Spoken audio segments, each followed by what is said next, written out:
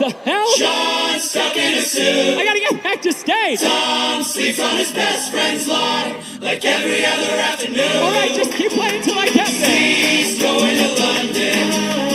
Dan Pete in the pool. Tom fell for his best friend's lawn. What the hell you gonna do? What's there? What the hell you gonna do? What the hell you gonna do? What the hell you gonna do? What the hell you gonna do? What the hell you gonna do? What the hell you gonna do?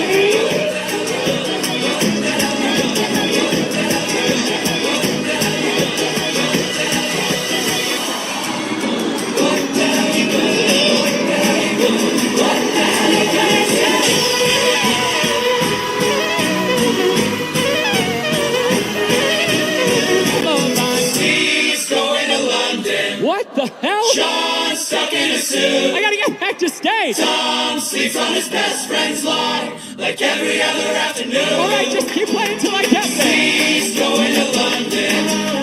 Dan Pete in the pool. Tom fell for his best friend's lawn. What the hell you gonna do? What's there? What the hell you gonna do? What the hell you gonna do? What the hell you gonna do? What the hell you gonna do? What the hell you gonna do? What the hell you gonna do?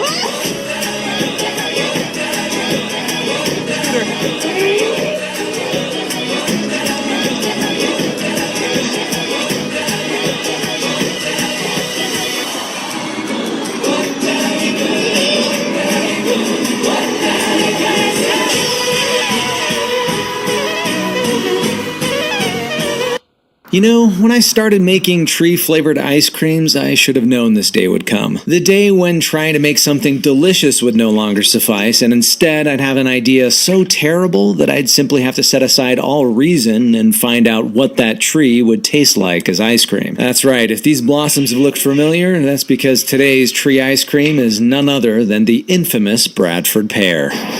Oh! Terrible. You're probably well familiar with this tree. It's the one that when spring rolls around, it has a habit of making cities and suburbs smell like rotting fish, trash, or other odors. And with this cream all infused and churned up, my kitchen does smell like a Bradford pear tree right now, so to say this experiment is ill-advised is a bit of an understatement. Alright, let's get this into the freezer to firm up while I head to the garage to make a bowl and spoon out of some Bradford pear wood while I work up the courage to taste the ice cream. And while I do that, let's talk about the Bradford pear. Why does it smell like that, and why is it everywhere? Well, the Bradford is the most common cultivar of the calorie pear, Pyrus caloriana. It's a species of pear tree native to China and Vietnam, which was brought to the US by a man named Frank Meyer in the early 1900s, as he'd hoped the species might hold a solution to a blight that was killing regular pear trees at the time. Fast forward to the 1950s, a thornless cultivar of that calorie pear species was developed and named the Bradford pear. It quickly became the poster child of post-war American suburbia to the point where in 1964 the New York Times gave it a glowing review calling it close to the ideal tree, praising its fall foliage, lack of fruit litter, and showy white blossoms. They neglected, however, to mention the way those blossoms smell. You see, the tree is pollinated by flies, so the flowers emit a decay-like stench to lure them in. Combine that odor with the species' relatively short lifespan, weak grain structure which causes limbs to break easily, and its invasiveness in certain parts of the country which has led it to being banned in several states, and this once golden tree has become a bit of a modern dendrolic pariah. But how does it taste as ice cream? Well, like it or not, we're about to find out, because our Bradford pear wood bowl and spoon are both done, and if nothing else, at least the wood is pretty, right? It was really hard and dense and nice to work with, but anyway, that's enough stalling. All there is left to do now is see how this tastes. Bon appetit. Oh, no. Oh, no, the water makes it worse. The water, activates the Bradford pear blossom flavor. This stale, fishy, it's like I can smell.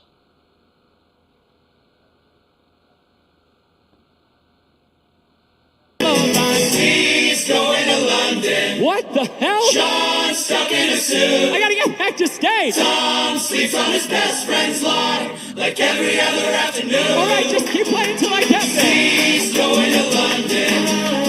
Dan Pete in the pool.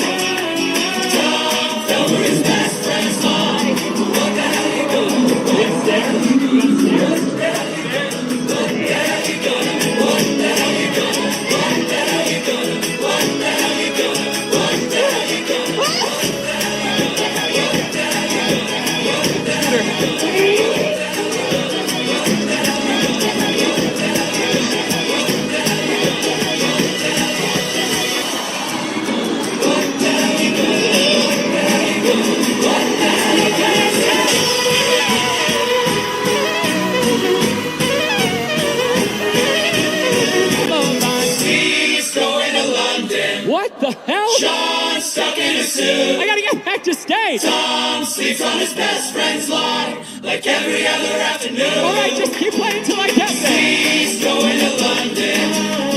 Dan feet in the pool. Tom fell for his best friend's lawn. What the hell you gonna do? It's there. What the hell you gonna? What the hell you gonna?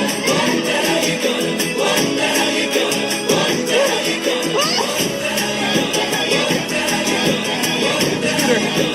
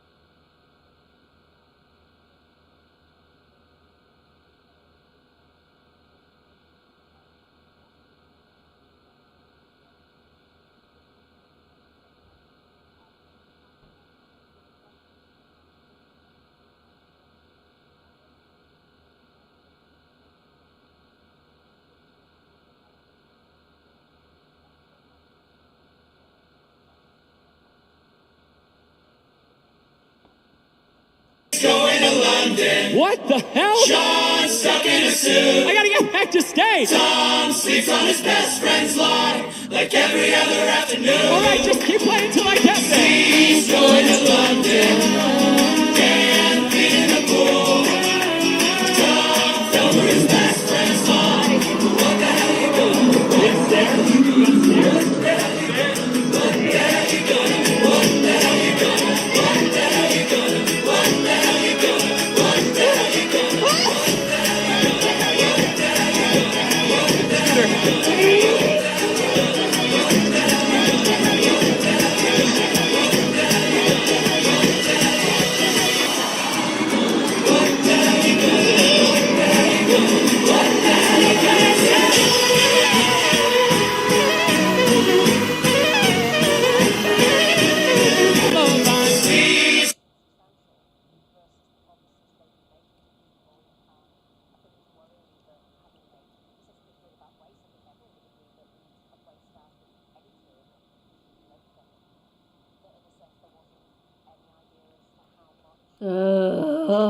For fuck's sake, Greening.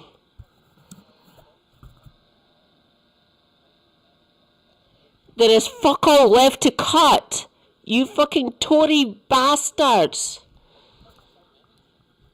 This country is basically on its fucking knees at this point.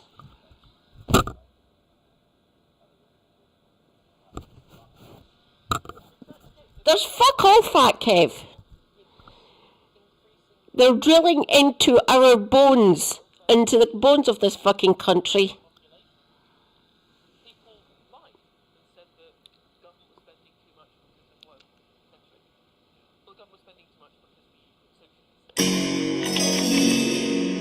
Steve's going to London. Sean's stuck in a suit. Tom sleeps on his best friend's lawn like every other afternoon. Steve's going to London. Dan peed in the pool. Tom fell for his best friend's mom. But what the hell you gonna do? Hey, hey, look around, wouldn't it be nice for someone to miss you?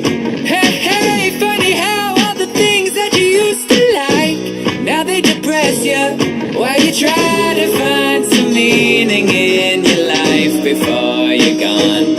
There's a song that don't mean anything at all, and it sounds like Steve's going to London.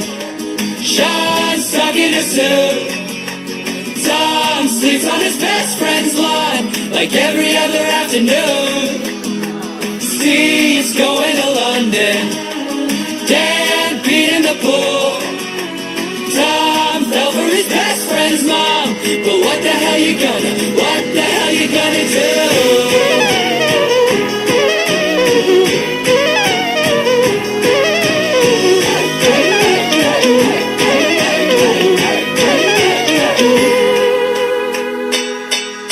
Hey, look around, wouldn't it be nice to see me on TV? I dressed to the nines with a smile, and you'd probably think that that was the real me.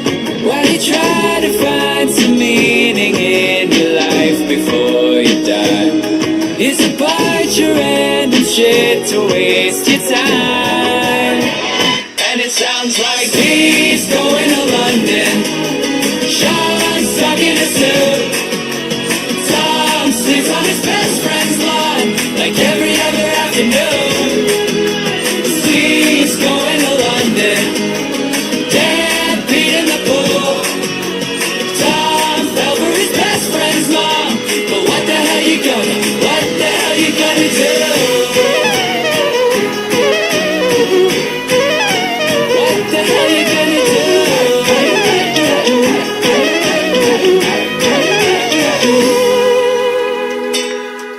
You make the crowd as happy, won't you?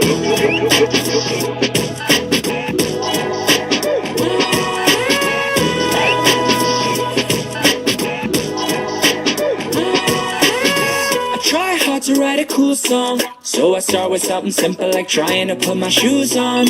Now something kinda clicked, cause you relate a bit, but no one's gonna care about a shoe song. I try hard to write a cool song, but I gotta make it matter, so maybe I'll throw the news on. Could I relate the shoes to 2022? Or maybe an election down in Tucson? I tried throwing something cool on, so I'm listening to Kendrick and playing the swimming pool song. But why did I do that? Cause now I hate my track. I'm quite aware I'll never write a cool song, but who really needs a cool song? There's so many better melodies, why do you need a new one? So stop writing a song about writing a song. You're losing their attention, buddy, move on. He's going to London. What the hell? Sean's stuck in a suit. Tom sleeps on his best friend's lawn, like every other afternoon. Steve's going to London, Dan peed in the pool, Tom fell for his best friend's mom. But what the hell you gonna do? What the hell you gonna do? What the hell you gonna do?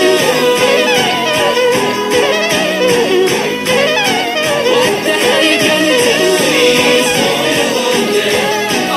He's going to London. He's going to London. He's going to London. He's going to London. He's going to London. He's going to London. He's going to London. Bye.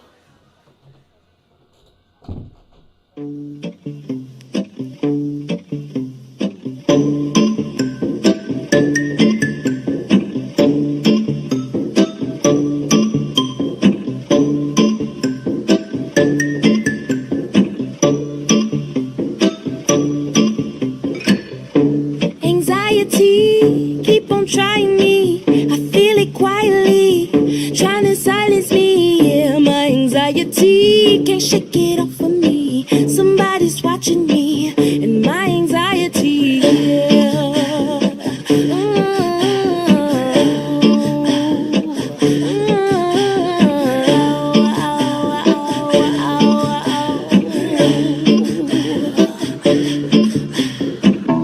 Solo, no mojo, I bounce back, no pogo, unhappy, no homo, new brands, no logos, money on my juggler, natural hustler, think I need a smuggler up in Russia, you could be my butler, shine my cutler, shout out to Oyenda, that's the guzzler, okay next thing, my life is a wet dream, I call it a sex scene, the bag is a nice tease, I tried to escape, my life is an x-ray, I'm sorry a sex tape, you only get one take, quiet on the set please, rolling anxiety, in 3, 3, 2, 1.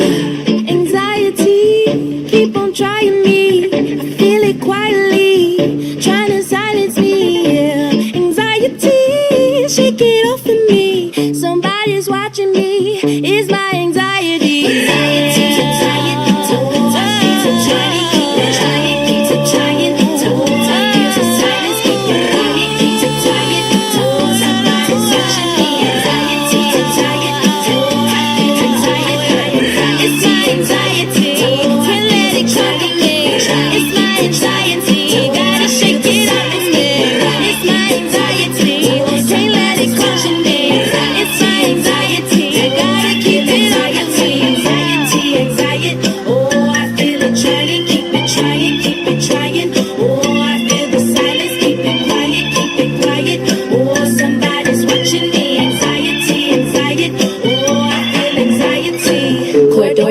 from Florida. What's in that clear blue water? No limits, no borders. What's in that new world order?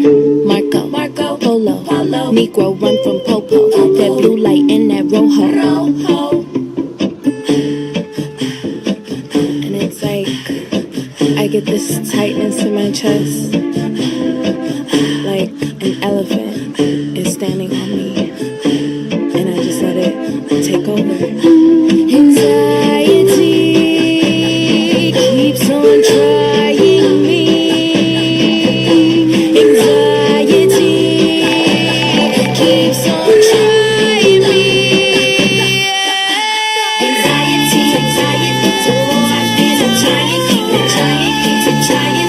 Oh, I feel the silence, keep it quiet, keep it quiet. Oh, somebody's touching me. Anxiety, I'm trying to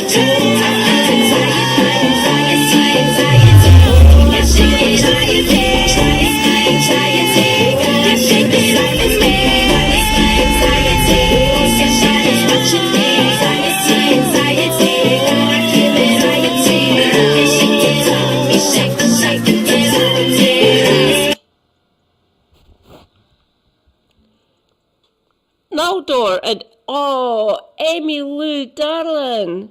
Hello. Tails and wings and a raid. Oh my god. Hello. I am MadCat79 Scotty, or Katie Marshall on YouTube. I'm a Scottish disabled bisexual Marxist. Hello, welcome in. Hello. Welcome in.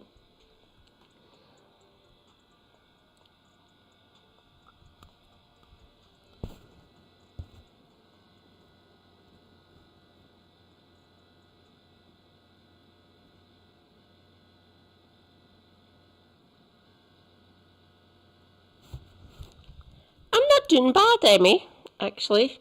Furry yellow bastard in the sky is away. As you can tell.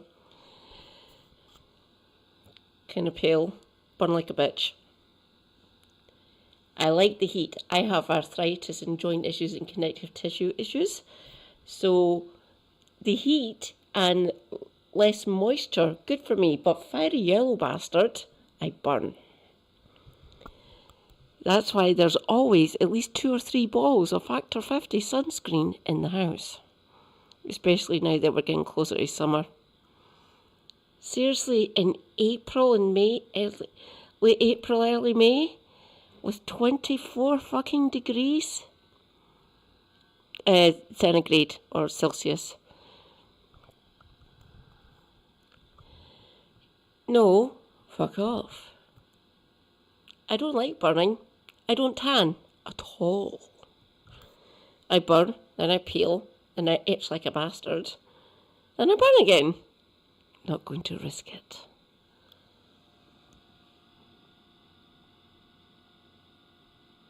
Oh, thanks, sweetie. Very much appreciated. Thank you. Welcome in. Oh, I love your flower emotes. They're so beautiful. Welcome in. Welcome in, everyone. Feel free to shout out your pronouns if you want to, or what area you're on this currently beautiful looking blue planet of ours. Obviously Scotland. So UK. Northern Europe, basically. Mostly rains, kind of. Except for when fiery yellow orb.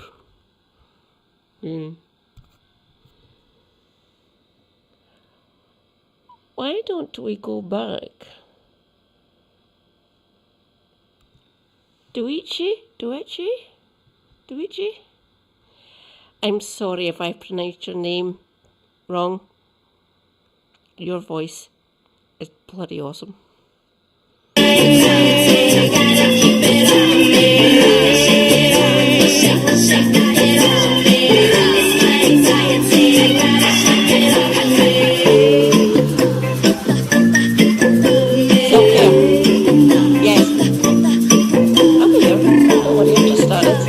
I've been going for at least 3 hours. Yes,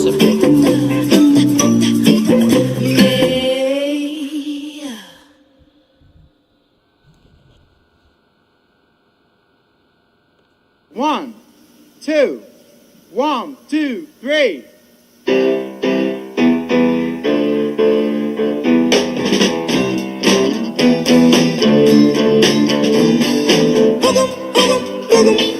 Boogum now, baby, you're casting your spell on me.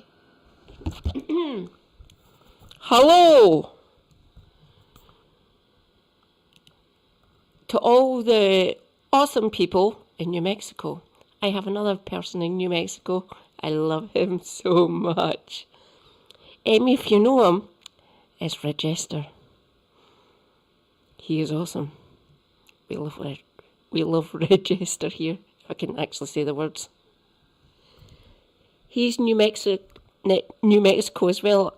I think he's closer to the Texas border, I believe. But yes, hello, New Mexicanites. Welcome in.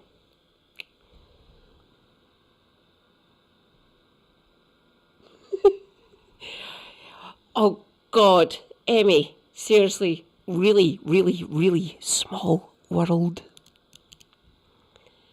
That's what you get when you try to organise, and I was going to say world build or community build, let's put it that way.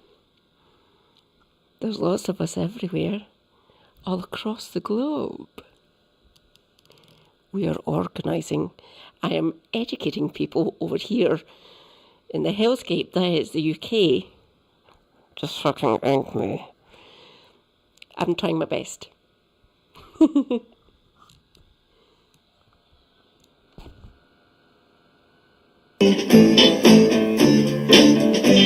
say boogum now, baby, you're casting your spell on me.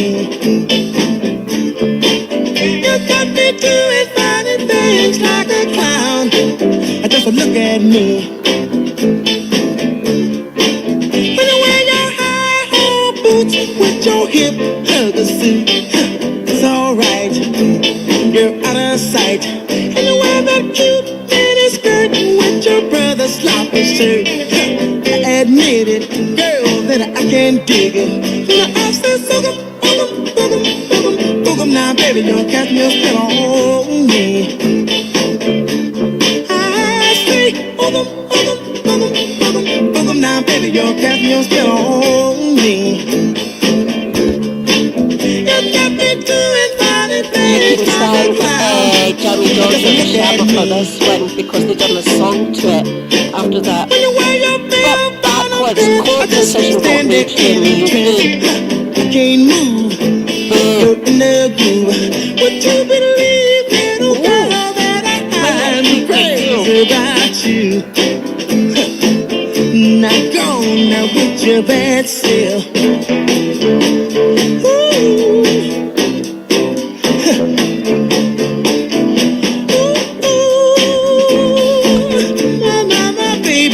Spells on me.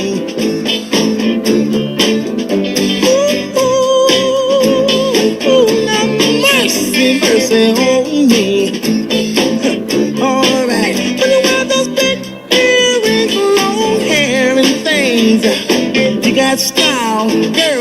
show is wild. And you wear that cute trench coat and you're standing and posing.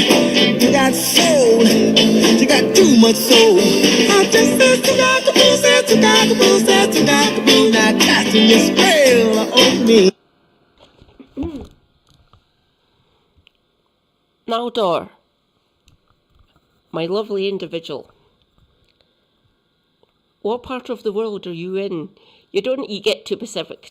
You don't need to dox yourself, obviously. I'm here. I don't dox myself as much because lovely comrades of mine, two of my mods, one who's three mods, one who's Scottish, one who is American, and one who is Swedish. Don't give too many specifics. I live in Glasgow. It is the largest city in Scotland. Glasgow is awesome. I love this place so much. I was born and brought up in the city of Perth on the east coast of Scotland. I love my hometown, but I had to escape. Being an openly bisexual Marxist, at the time when I was moving down, I had to do it. And I've got so many friends down here now. In all of the rainbow colours. It is amazing. Plus a good few Marxists, good few MLs. One top. And he is 77. He'll be 78 in October. As much as they like to keep on saying there's too many fucking trots, there's too many leftists. Well, leftist is rather broad, isn't it, Sir Keir? You don't need to worry about the trots anymore. They're very few and very far between now. I must admit, there's probably a few Trotskyites here in Glasgow that I haven't met before. I believe that one. Oh, it's possible. But all the people that I talk to, mostly anarchists and classic Marxists like myself, or MLs.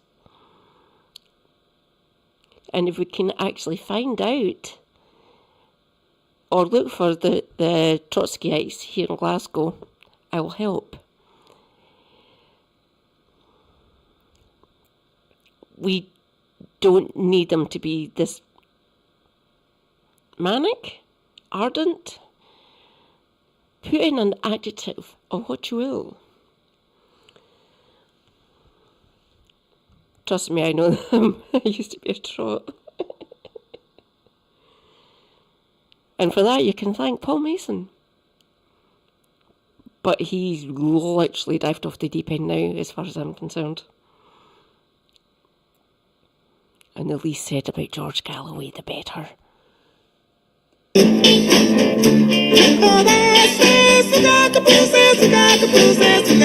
Not casting a spell on me. I said, not casting a spell on me. Woo, and all not casting a spell on me. Not casting a spell on me.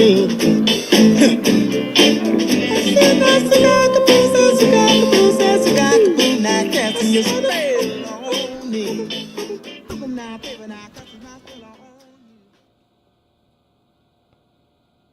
What if I left anything more sense? And you tell your friends and they hold your hands, baby, never mind, never mind, never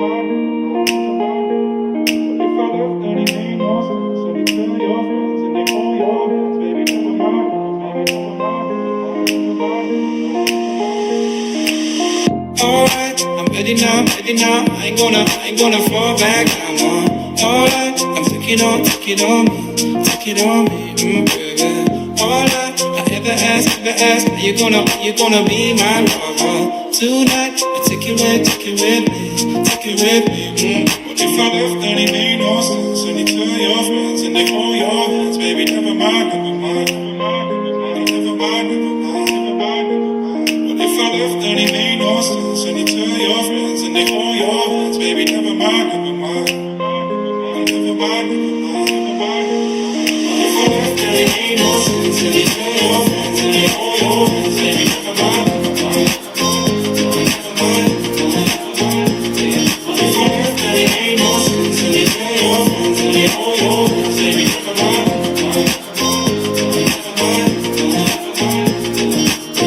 Alright, I'm ready now, I ain't gonna stop right now. Alright, take it on me, you baby. Alright, I never asked, do you wanna see my fire? Tonight, take it with me,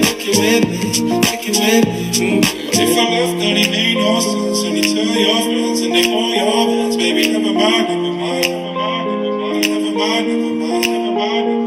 What if I left and it made no sense? And you tell your friends and they hold your hands, baby, never mind, never mind, never mind, never mind, never mind. What if I left and it made no sense? And you tell your friends and they hold your hands, baby, never mind,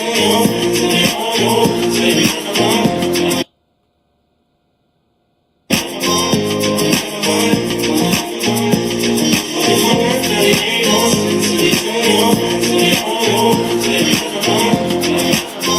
never mind, never mind. What if I left and it made no sense? And you tell your friends and they hold your hands, baby, never mind, never mind.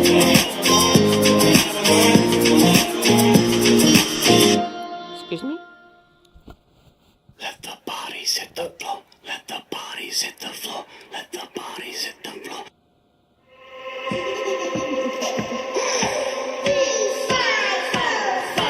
I rule the seas of the pirate sky.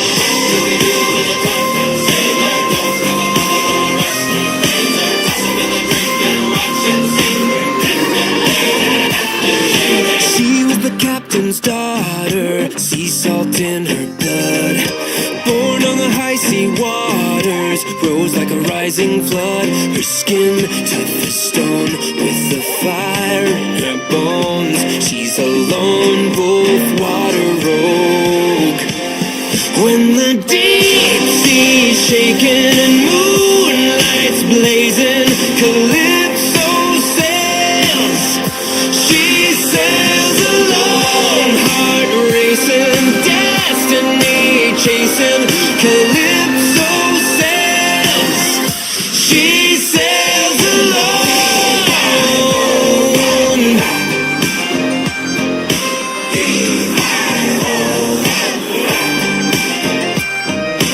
Bound for the phantom shadows, the light on the night is clear. The beat in her chest is vengeance, as constellations steer her on through the fire as she burns through the tide.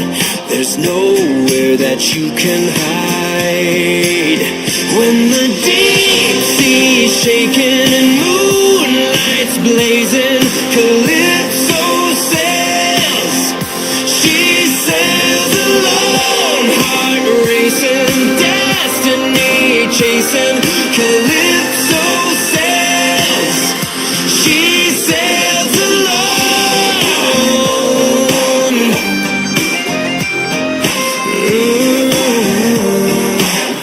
Yeah.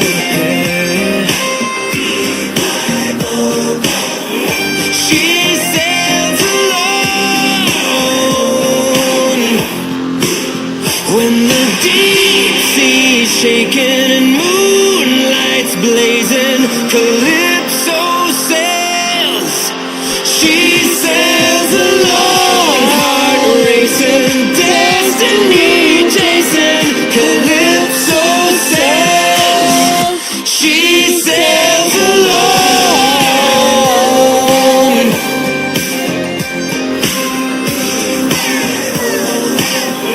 She sails alone.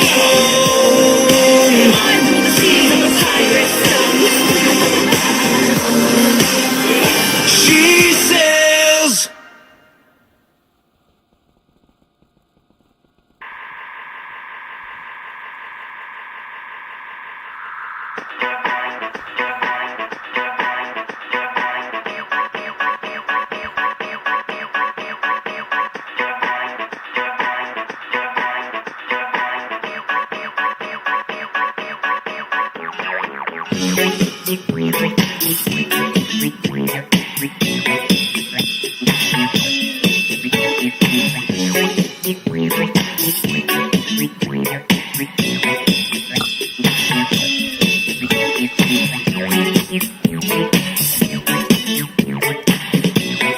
So, Emily comrades, what hellscape would you like to go into? Other side of the pond or over here in my neck of the woods? Makes sense. Does it really matter? Harder, better, I'd like to say I stronger. More than power. Oh, I have a degree. It is in virology and parasitology. So I'm basically tuned into viruses, pandemics, parasites infecting people, blah, blah, blah, blah, blah. I'm also disabled, so disabled rights. Making our lives a hell of a lot than shit, basically. Any suggestions? Feel free. Oh, I'll post my Discord in the channel.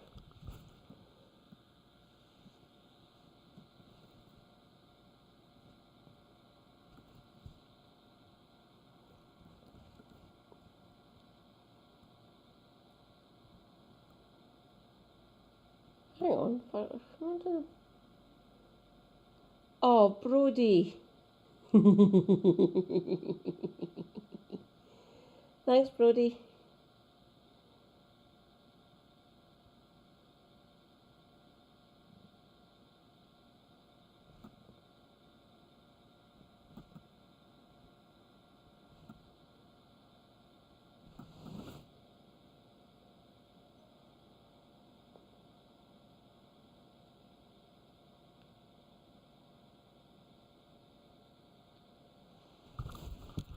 Rejoice! You have access to the best Discord ever created by this individual. Feel free to join. Feel free to put whatever you want in any of the channels that are up there. Honestly, having more content would be good for me. Never ever after work is over. Work it, make it, do it, makes sense. Harder, better, faster, stronger. Work it harder, make it better, do it faster, makes us stronger. More than ever, hour after hour, work is never over. Work it harder, make it better, do it faster, makes us stronger. More than ever, hour after hour, work is never over. Work it harder, make it better, do it faster, makes us stronger. More than ever, hour after hour, work is never over. Work it harder, make it better, do it faster, makes us stronger. More than ever, hour after hour, work is never over. Work it harder, make it better, do it faster, makes us stronger. More than ever, hour after hour, work is never over.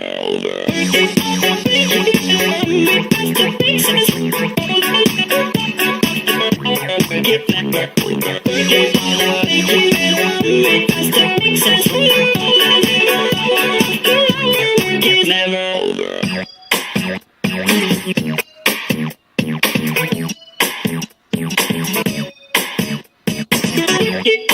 better, do it faster, makes us stronger. More than ever, hour after hour, work is never over. Work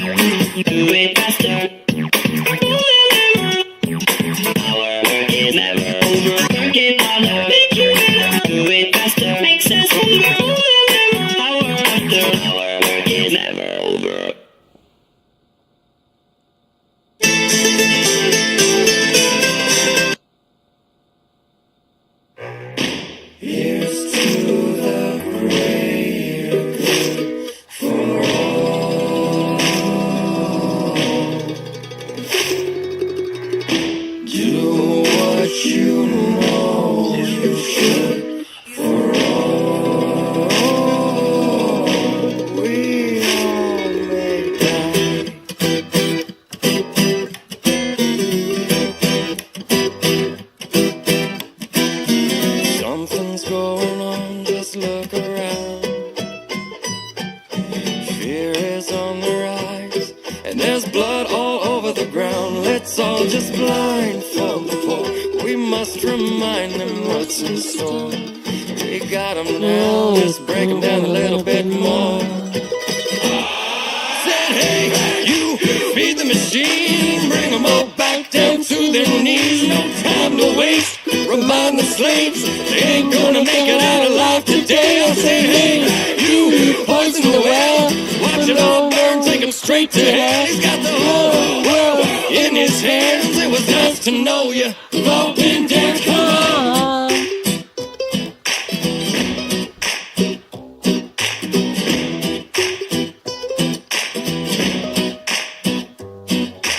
Nothing's going on, no need to fear.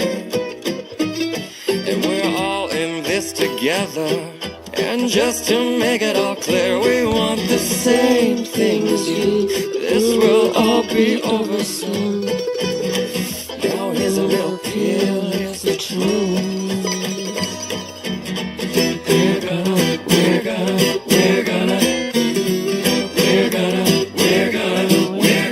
We're all gonna die.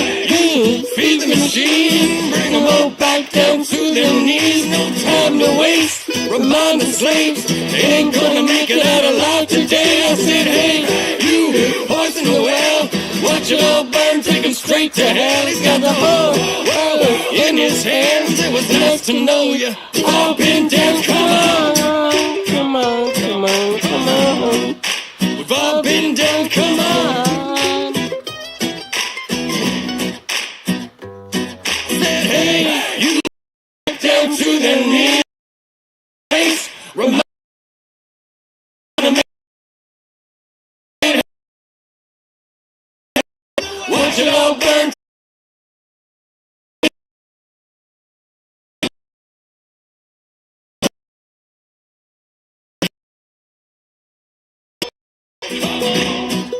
We've all been down, come on.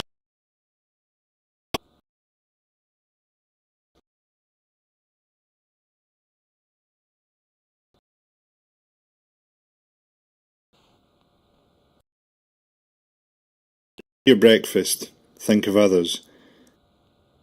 Do not forget to feed the pigeons. As you wage your wars, think of others. Do not forget those who fight for peace. As you pay your water bill, think of others, those who are nursed by clouds. As you return home, to your home, think of others. Do not forget the people of the camps. As you sleep and count the stars, think of others, those who have nowhere to sleep. As you liberate yourself with metaphors, think of others, those who have lost the right to speak. As you think of others far away, think of yourself and say, if only I were a candle in the night.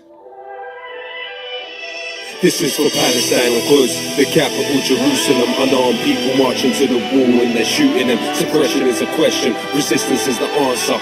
Long live Palestine, long live Gaza. Palestine and Quds, the capital Jerusalem. Unarmed people marching to the wall and they're shooting them. Suppression is a question, resistance is the answer.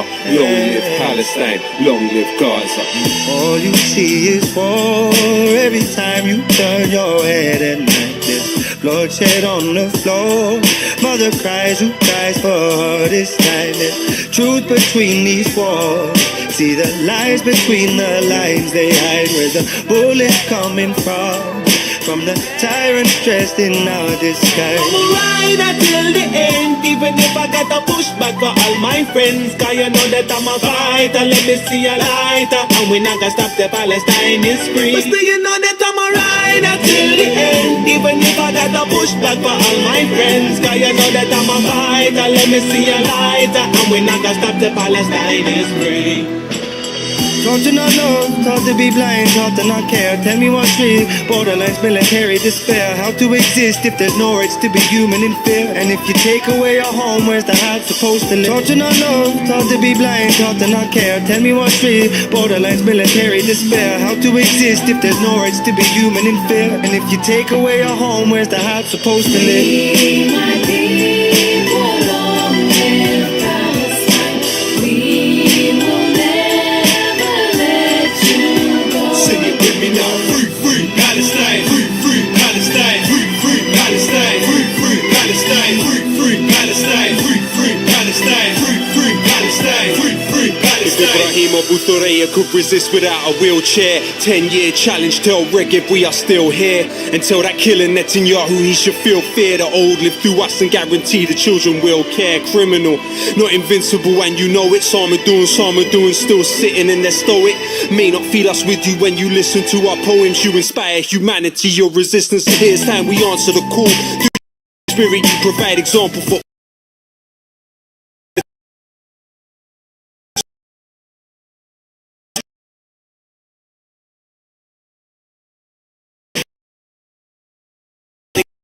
analyze and sanitize. People, long live Palestine.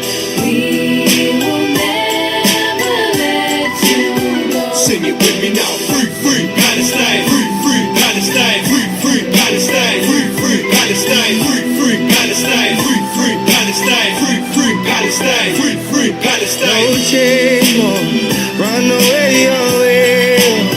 All the hate you face, oh. Time to change this state, oh. No change, no, run away, away. Oh. All the hate you face, oh. Time to change this state, oh. No change, no. Continuing oppression of the Palestinians, encircling of the people of Gaza, the killing of civilians, the burning of homes, the daily oppression, the theft of land, the apartheid system in the West Bank, where there are two road systems, and I've been, and I'm sure you have, and you see the Israeli road, you see like a spanking new highway with just the settler cars going backwards and forwards. Then you see the old Palestinian roads, and it's clearly it's people living under two sets of laws. It's an apartheid system. So all this is being uncovered, and the boycotts and divestment and sanctions campaign, which I support, and I'm sure many other people do, as a peaceful protest against the Israeli oppression. Support groups have got to keep proclaiming the rights of the Palestinians are the right to return, the right to their homeland, really. And the theft of land is Israel is breaking international law. It is breaking the Geneva Convention.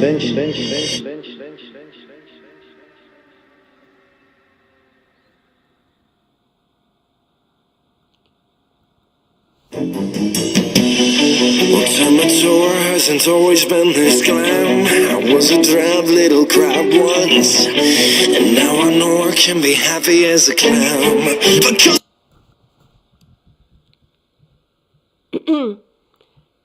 Thank you, Naldor.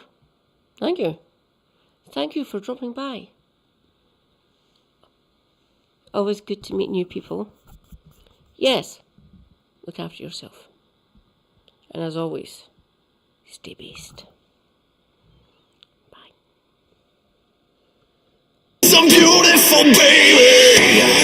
Integrate, listen to your heart. Be who you are on the inside. And if diversity for argument apart, you great light. I'd rather be shiny like a treasure from my sinking private wreck. Scrub my deck and make it look shiny. I will sparkle like a wealthy woman's neck. Just a sec, don't you know? Fish are dumb, dumb, dumb. They chase anything that glitters. Beginners. And here they come to embrace the glitters. Fish dinner. I just love free food. You look like seafood.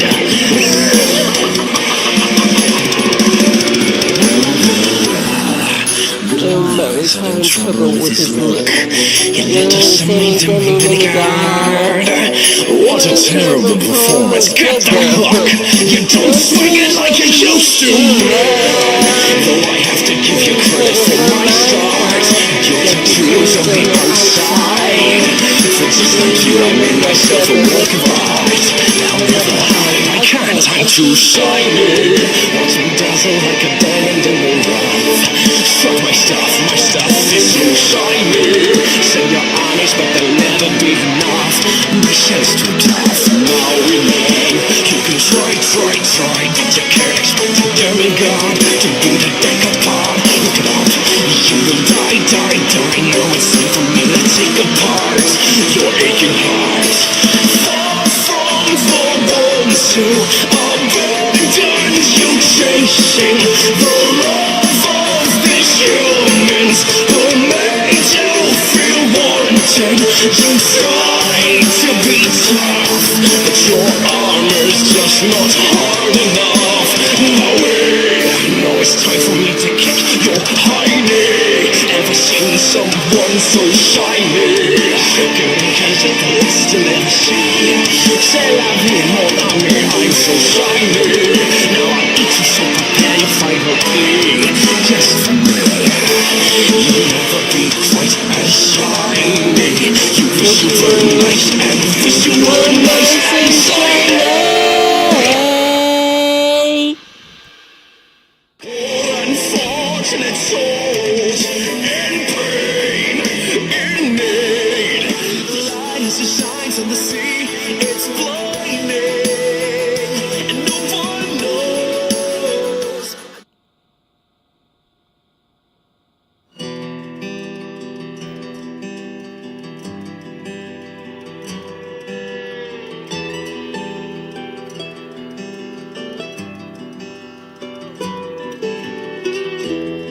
They all laughed as they turned around slow. They said, you ain't welcome round here anymore. You just might as well go. Oh, He everyone's wiped the gone. blood from his face as he slowly came to his knees. He said, I'll be back when you least expect it. And hell's coming with me. Hell's coming with me.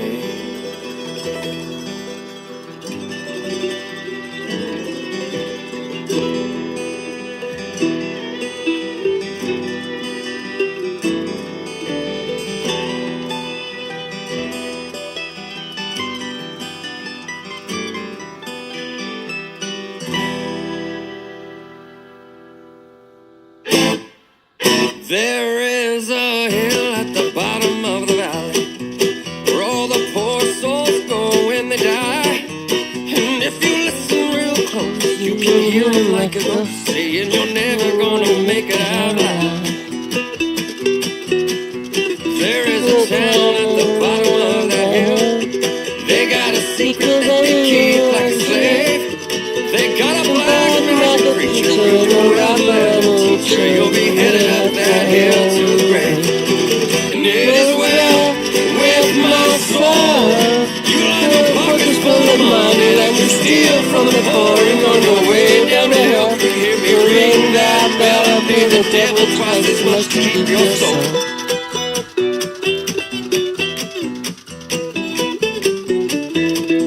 There was a drifter passing through the little valley. He had promised he was coming back to town. They didn't know him by his face or by the gun around his waist, but he come back to burn that town to the ground. First there was fire, then there was smoke. Then that preacher man was hanging by a rope. And then they all fell to their knees and begged that drifter beg please as he raised his fist before he spoke. I am the righteous hand of God. I am the devil that you forgot. And I told you one day you'll see that I'll be back, I guarantee. And hell's coming, hell's coming, hell's coming with me.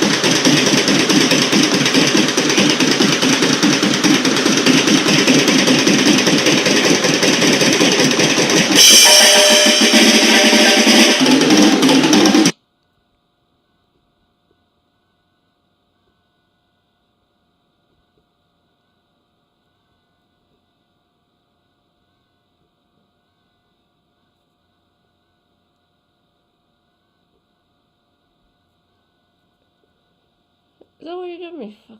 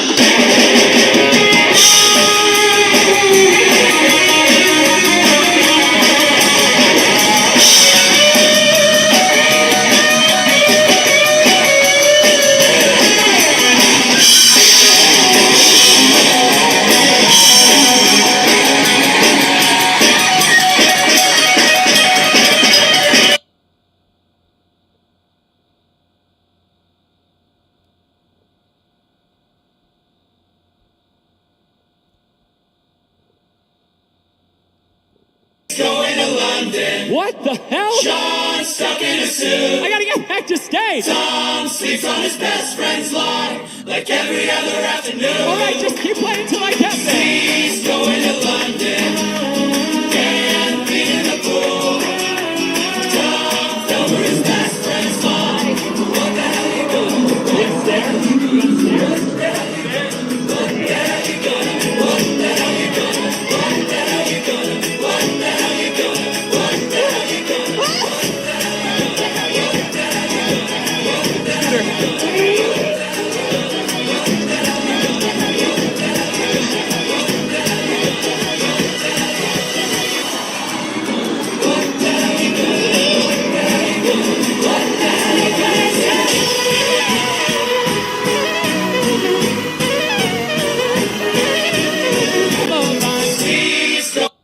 You know, when I started making tree-flavored He's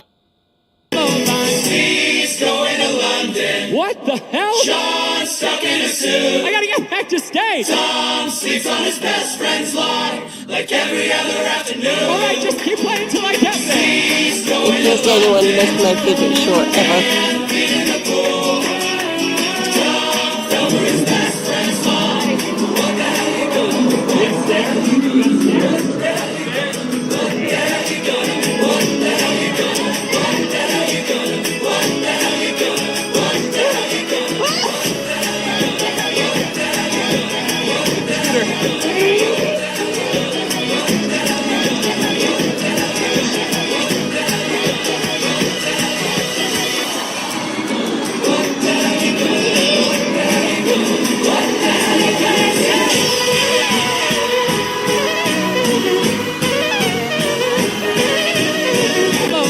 He's going to London. What the hell? Wow, what a great book about Bosnia and Herzegovina. Anyway, let's talk about 5 islands where animals were introduced and went feral. Full disclaimer, there will be some disturbing imagery at the end of this, so if you can't handle it, swipe away. First one, Panui Island in New Zealand. Pretty simple story. Back in 1854, some rich family owned the island and they imported a bunch of donkeys, but then the donkeys escaped the farm that they were supposed to work on and then they just went feral. Next one, Catalina Island, California, USA. Back in the 1920s, they were filming a bunch of silent movies on the island and they imported a bunch of buffaloes. After they were done filming, they just abandoned the buffaloes. They're considered the southernmost American bison on Earth, and at one point they were destroying the island, so in 2009 a bunch of scientists created a contraceptive program to control their population. Number 3, Okunoshima Island, Japan. This island is overloaded with rabbits. The most commonly accepted theory on how they got there is that in the 1970s a bunch of school children went there for a field trip and they brought 8 rabbits with them and just let them run away in the wild. And you know how fast rabbits get busy. Number 4, Big Major Key Island in the Bahamas, otherwise known as Pig Island. This place is famous with tourists for the famous swimming pigs. Nobody knows exactly how they got there. Commonly accepted theories include pirates that brought them with the intention of eating them, but then they forgot and just left them, or they probably swam over from a shipwreck. Nobody knows. And finally, South Africa's Marion Island. Full disclaimer, this is the graphic one. If you can't handle it, swipe away. First of all, the island is overridden with mice, but not just any mice, super vicious, aggressive, violent, cannibalistic mice. And they've been affecting the ecosystem so much that it's been a problem. And here's the thing, you would think the seabirds that inhabit the island would totally eat the mice, they're 100 times bigger than them. They don't. The birds are actually kind of stupid as hell, and the mice actually end up attacking them. Seriously, the birds will just sit there and not even realize that a mouse is chewing at their skin. It's the birds just let this happen. It's they don't even try to fight back. It's the dumbest thing ever. It's become such a problem that the South African government has actually stepped in with extermination procedures. Moral of the story, don't let mice eat you while you're still alive. I don't know, that's a morbid way to end this. Anyway, hope you liked. Enjoy. Wow, what a great book about Bosnia and Herzegovina. Anyway, let's talk about 5 islands where... So I want to explain to you why Donald Trump's incredibly historically low polling numbers are actually even a better thing than you may think. And it's not just about Schadenfreude, although that is very fun as well. And it bears repeating, just because I find it really fun to repeat, that his polling numbers at this point in his presidency are lower than any other presidents since World War II. And when you say, oh, well, who at World War II time was the president who was even worse? There was none. It's just that that's when polling started. So let that make you feel good just on its own, but I'm going to tell you another reason it's a really good thing. First of all, the longer Trump's numbers stayed down, and they will, there is almost no possibility that they are going to go up unless he pulls a complete U-turn on the economy, and even then, I'm not sure he can repair the damage at this point. So his polling numbers are going to stay this low and likely continue to go lower as he continues to abuse, ignore, and kick to the side the Constitution and the rule of law. As his polling numbers go down, he may not be directly electorally affected, but guess who will be? all of the members of Congress on the Republican side who are up for re-election next year. And those of them who are in even relatively purple districts are going to start to say, I've got to distance myself or I'm going to lose my job next year. That's going to make them less likely to blindly support his very destructive, very cruel policies, and that is a good thing for us. And finally, it's worth noting what this great Paul Krugman piece says, which is that most of the authoritarians who have done the most damage in history started out with economic reforms that carried the country out of an economic depression or a downturn. Trump is doing exactly the opposite. He took a country that was the envy of the world from an economic standpoint, and he's trashing that economy. He's destroying it, maybe permanently. That is not going to give people any tolerance at all for the other dictator-like things he wants to do. So for him to be successful as a dictator, he needs to be doing great on the economy, and he's doing the opposite. He's weak. He's a weakened president, and he's going to stay weak because he sucks, and also because Americans can finally see it in a way that many of us have seen it for a very long time. Not to say I told you so, but we kind of did. Anyway, things are still awful, but I just thought you would like to know that he's weak, he's really hemorrhaging support, and in the long run, that's a very good thing for democracy, for elections next year, and generally just for our, sense of there being some kind of justice in the world. So I want to explain to you why Donald Trump...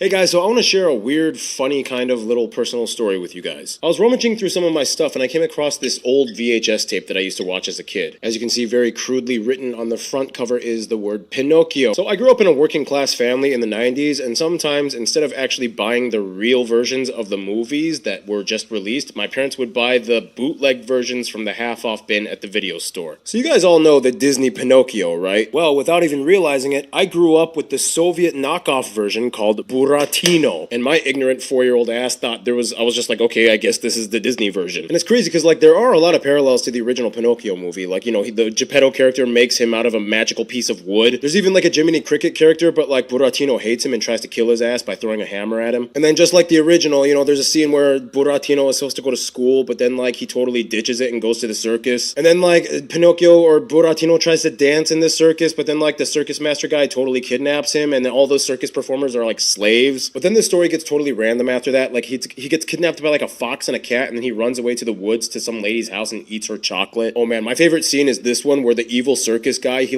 eats an entire ham bone with one swipe, and he's my hero, man. Look at him. Anyway, and then for some random reason, some magical babushka turtle gives him a key, and I don't know, he needs that key. Oh yeah, and then he has to team up with a bird to help his friends that got kidnapped. There's a lot of kidnapping in this movie. Anyway, then he needs that key to open up a random clock tower that opens up a magical theater underground where he and his weird ass new friends can live happily ever after forever. Anyway, looking back, this movie really made no sense, but I loved it as a kid, and I really thought this was the original Disney Pinocchio. Anyway, if you're Russian or in any of the post-Soviet countries, I hope this post gave you a flashback of nostalgia. Hey guys, so I want to share a weird, funny kind of little personal story with you. What's your age? 43. Are you single? I'm single. I'm 42. I just think it's important to preface this video with the fact that this man and I have lived on this earth for roughly the same amount of time. At 43, what's the youngest girl you'd date? I mean, I wouldn't date anybody less than 18. Okay. What makes this so much worse is not just the answer by itself, right? It's the phrasing and the delivery. I mean, I wouldn't date anyone less than 18. That's supposed to be My dude, that is the legal minimum.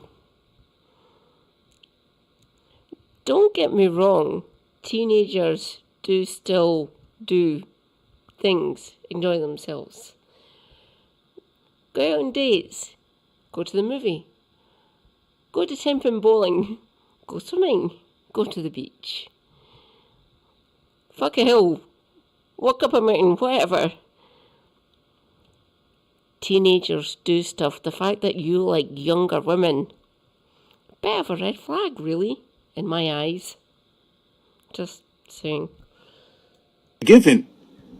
That's the starting point. When you phrase it like that, it makes me think that the only reason that that's your cutoff is that you can't go any lower. So 18 is the youngest you'd go?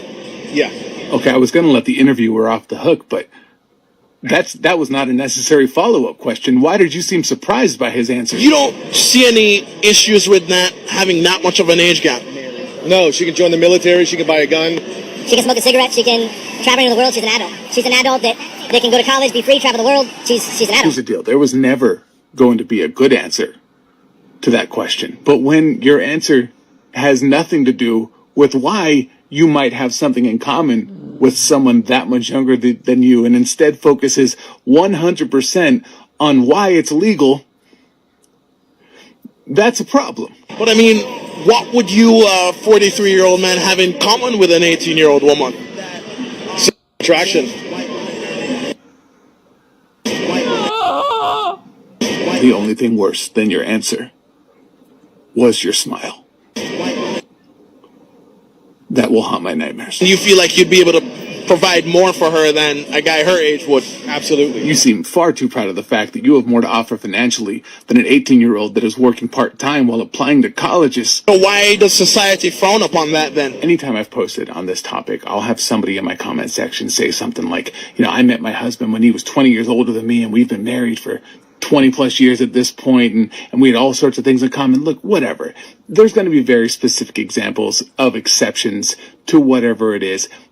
You're not who I'm talking about. I'm talking about guys who say things like this. A lot of guys think it's daddy's little girl forever. It's like she wants to have her own daddy. You see the difference? What's your age? 43. Are you single? I'm single. I'm 42. I just think it's important to preface this video with the fact that this man and I have lived on this earth for roughly the same amount of time. At 43, what's the youngest girl you'd date?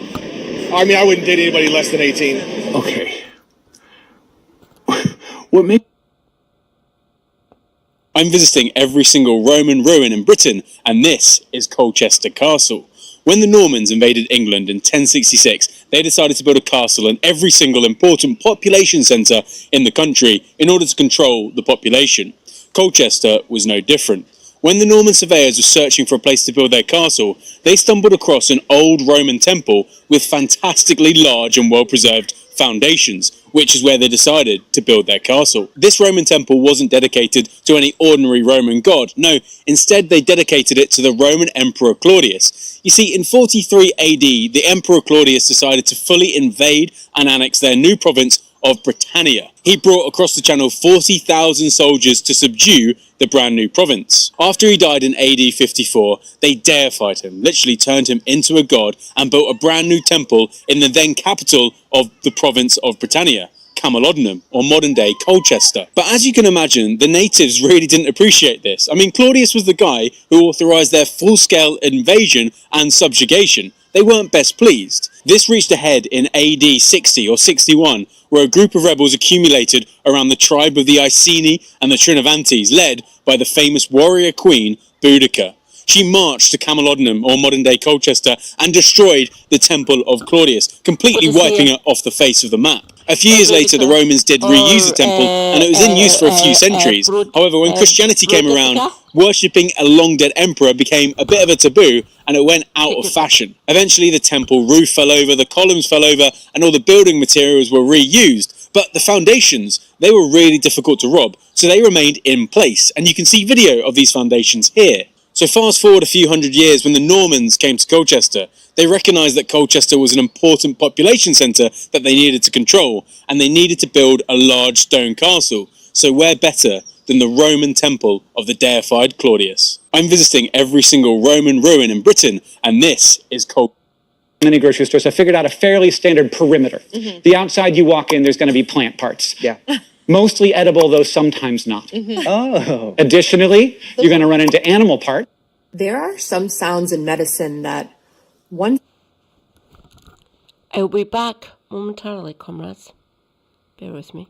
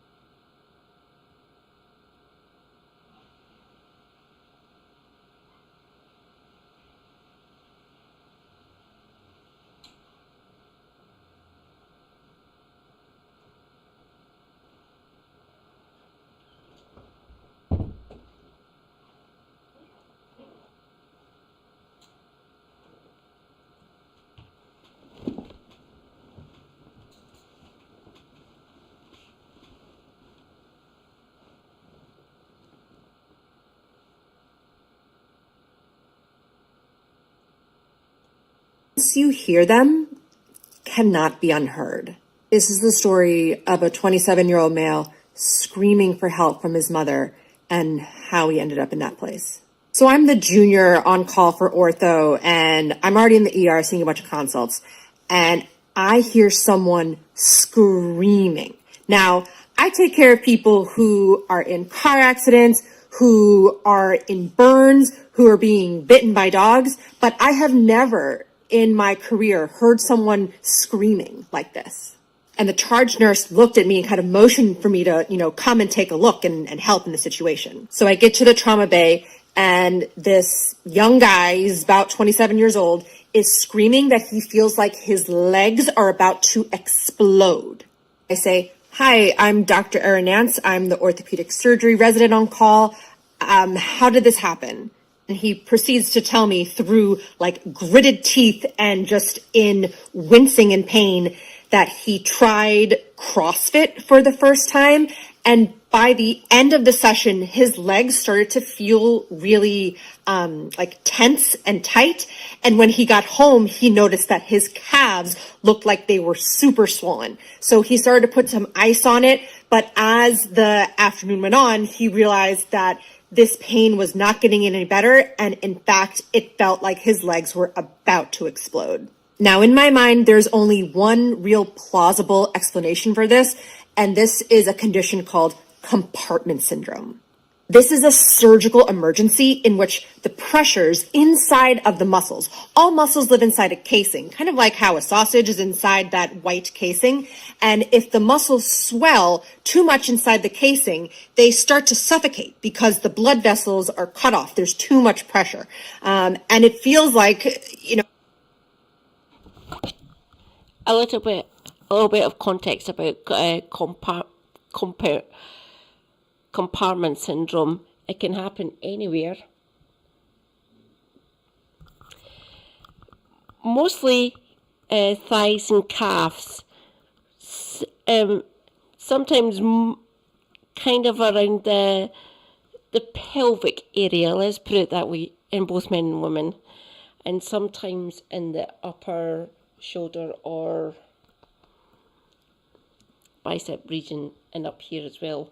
It has been known to happen in the throat and on the face, on the side of the face, which is actually the jugular or the carotid not working properly. There's a blockage somewhere. That's why they need to do investigations, MRIs, CAT scans, x-rays, things like that, blood tests. They show this is happening and where the compartmentalization is actually happening. I went through this recently. Blood clots on my lungs, both of them. Still in my thighs. Both my thighs. And there's a couple of smaller, kind of minor ones sitting in my right foot. Yeah, right foot. So it's down there in my foot, and it might travel up. But because I'm on a blood thinner now, I have to be careful, even though I still keep on fucking drinking because I'm a fucking idiot. At this point, well, have been saying this for a while, I use alcohol as a painkiller. If anyone can hear me, do not do this. If you need pain relief, use paracetamol or aspirin. And if you're able to, with whatever condition you have, brufen works as well. Do not let your doctor prescribe to you heavy NSAIDs, that's non-steroidal anti-inflammatory drugs. Trust me, I know. My lower gut is fucking destroyed. Kind of destroyed, maybe. Meh. Do not let them do this to you. Mild exercise. Singing and dancing around your house or your flat. Quite good.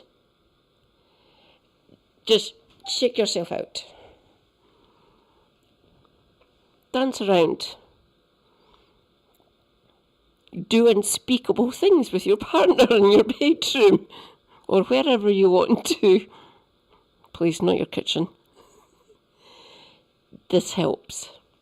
Being able to shake loose things. The muscles love the movement. Kind of self-correcting, I guess.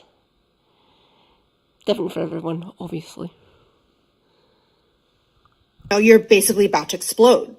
So I quickly gathered something called the compartment pressure monitoring kit.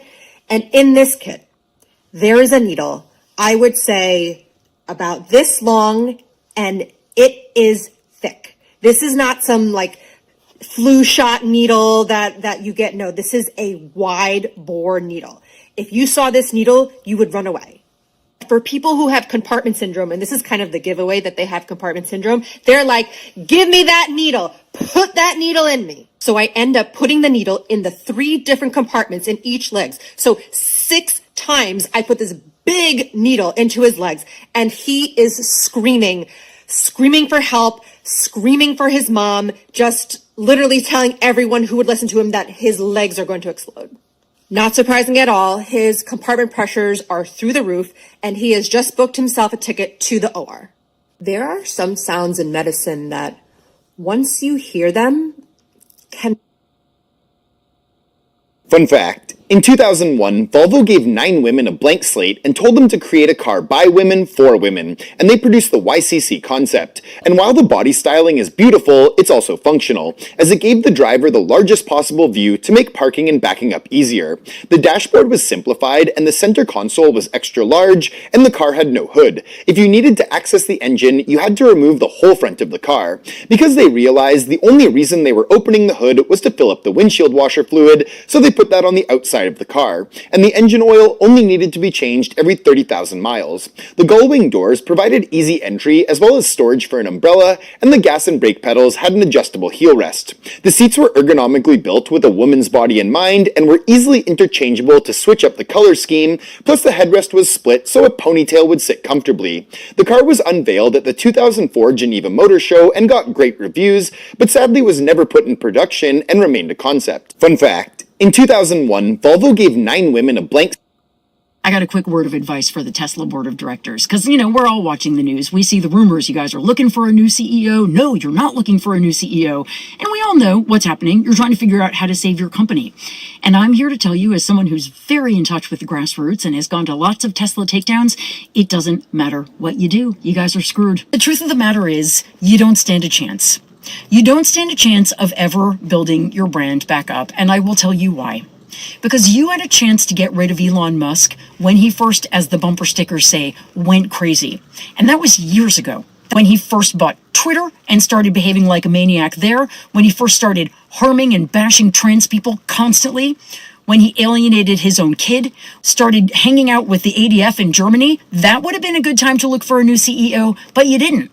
When he sided with Donald Trump, a man who is a known racist and said he wanted to become a dictator and has now tried to do so, that would have been your moment. You didn't decide to look for a new CEO when he joined Doge and started cutting jobs all across the country, ruining lives, breaking families, driving people to self-extinction by cutting their jobs for no reason, and then celebrating it on a stage with a bejeweled chainsaw jumping into the air.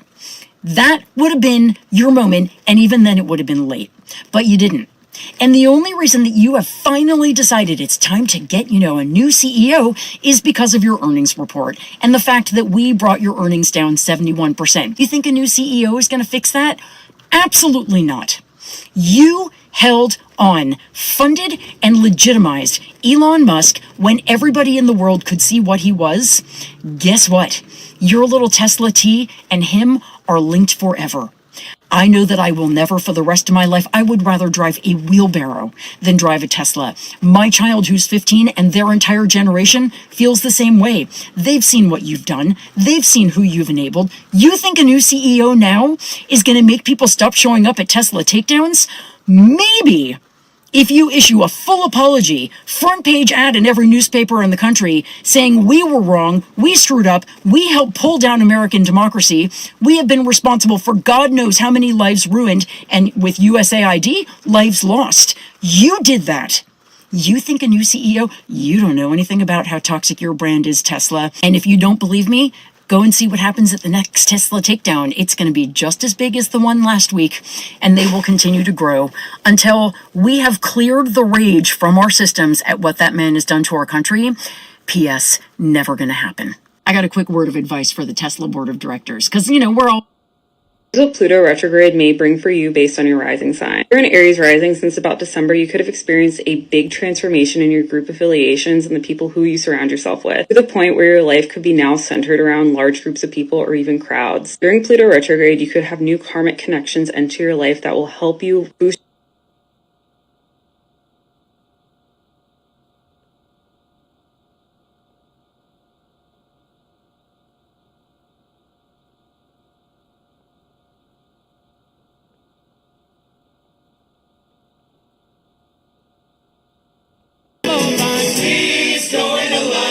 What the hell? Sean stuck in a suit. I gotta get back to stage. Tom sleeps on his best friend's lawn like every other afternoon. Alright, just keep playing till I get there. He's going to London.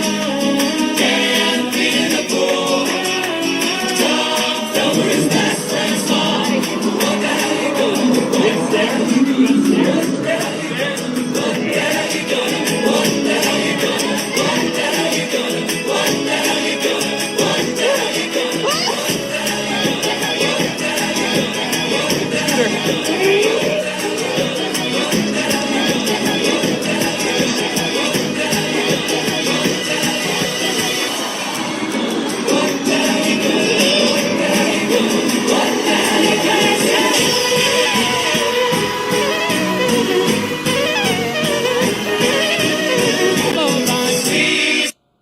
So what we're going to do is we're going to sign for Toys R Us to sell all of the land under every store they own in the United States. You know what we're going to have them sell it to? Our sister firm that we also own, that's our real estate investment trust. We're going to sell it to ourselves for cheap. We're going to lease it back to them for expensive. So now they have a lease they didn't have when they were still successful. So next, we're going to look at all their warehouses where they have backstock that carries them over in economic downturn. And we're going to sell that to a liquidator. All of the extra stock. And we're going to sell the warehouses. Maybe to our real estate investment firm, we can lease those back too. All of the infrastructure that Toys R Us had built over 100 years to become the successful powerhouse it was, they decimated in literally 2 years. And at the end of this, Toys R Us can no longer make their payments to the bank. So they're going to have to file bankruptcy. And then what's going to happen is all of the assets that Toys R Us had left, which is largely only the intellectual property at this point, we're going to have a fire sale. And you know who's going to buy it for pennies on the dollar? One of our sister private equity firms. And they're going to get the intellectual property. Then we're going to sell that to Macy's to use. And then we're going to go buy Macy's and we're going to start over again.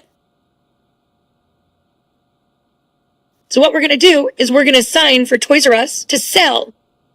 We have to talk about the eugenics of the right. They're poisoning the blood of our country. By September, we will know what has caused the autism epidemic. The most patriotic thing you can do these days is to get healthy. It's not exactly like this has been a secret. Trump has made it very clear how he sees people with disabilities in 2016. I don't know what I said. I don't remember. It all ties back to the right's deep history of embracing eugenics. It's a belief system that people who are disabled, non-white, or even non-male are genetically less than. This is a core belief of Nazis and white supremacists. Severely mentally ill and physically disabled people, as well as those perceived to have disabilities, were part of the T4 program of euthanasia during World War II. And this administration proposed a registry for autistic people that, although is being scaled back, is a frighteningly similar concept. Eugenicists believe that their goals are for racial improvement with planned breeding. We have pronatalists who are considering ways to encourage women to have more children by giving them medals, literally out of the playbook of Nazi Germany. Make America Healthy Again is not just about eating more vegetables and removing food dyes. It echoes a disturbing belief system we should all be wary of. We have to talk about the eugenics of the right. They're poisoning the blood of our country.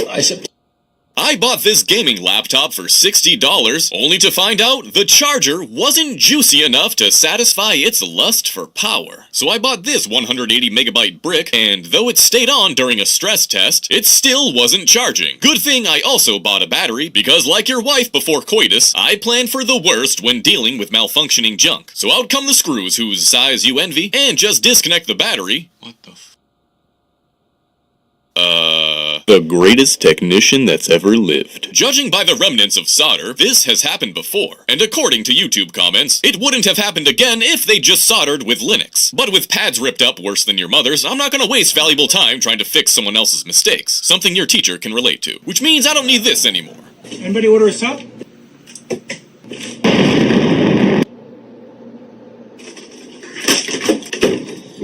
With a full stomach and a full battery? The stress test immediately tells us shit's hot. And to make shit cool, I gotta get in those guts where I uncover more hidden trauma. This chunky spermal paste has been replaced before, and the pitting on the CPU tells me this laptop has seen horrors only rivaled by your mirror. So after cleaning this chonker's chunks and triggering nerds for engagement, it's time to carefully remove the toxic swamp gooch from the vents and dispose of it appropriately. Ah! While waiting to respawn, my skeleton instinctively puts everything back together and reruns the stress test, which sees throttling decrease by over 20%. But what about that battery connector? Do you think it's worth the time to replace? Let me know in the comments. I bought this gaming laptop for $60. How to make a daisy chain. On my previous video, a lot of you asked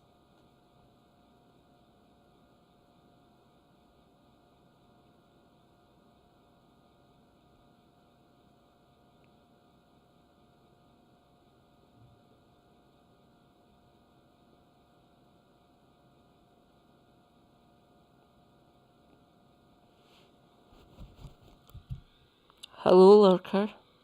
Welcome.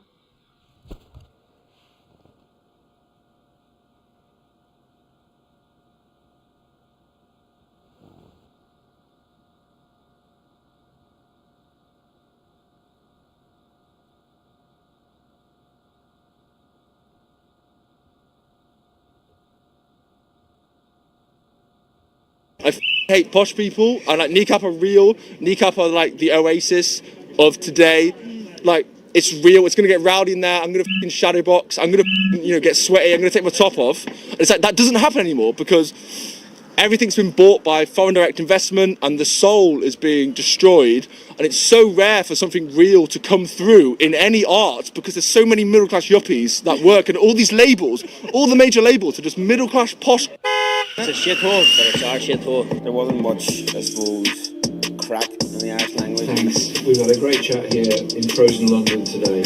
Making their US TV debut, performing Sick in the Head. Please welcome Kneecap!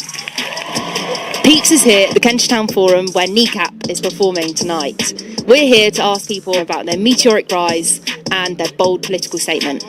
It might not be everyone's cup of tea, and it might be a bit in your face about what they're talking about colonial history and like getting Britain out of Ireland and everything. It's actually just still really important to say that because, Britain still do rule Northern Ireland essentially, and I think it's really important to say that. And I know that might be a bit tough to hear, but it's a beautiful way to express it through music.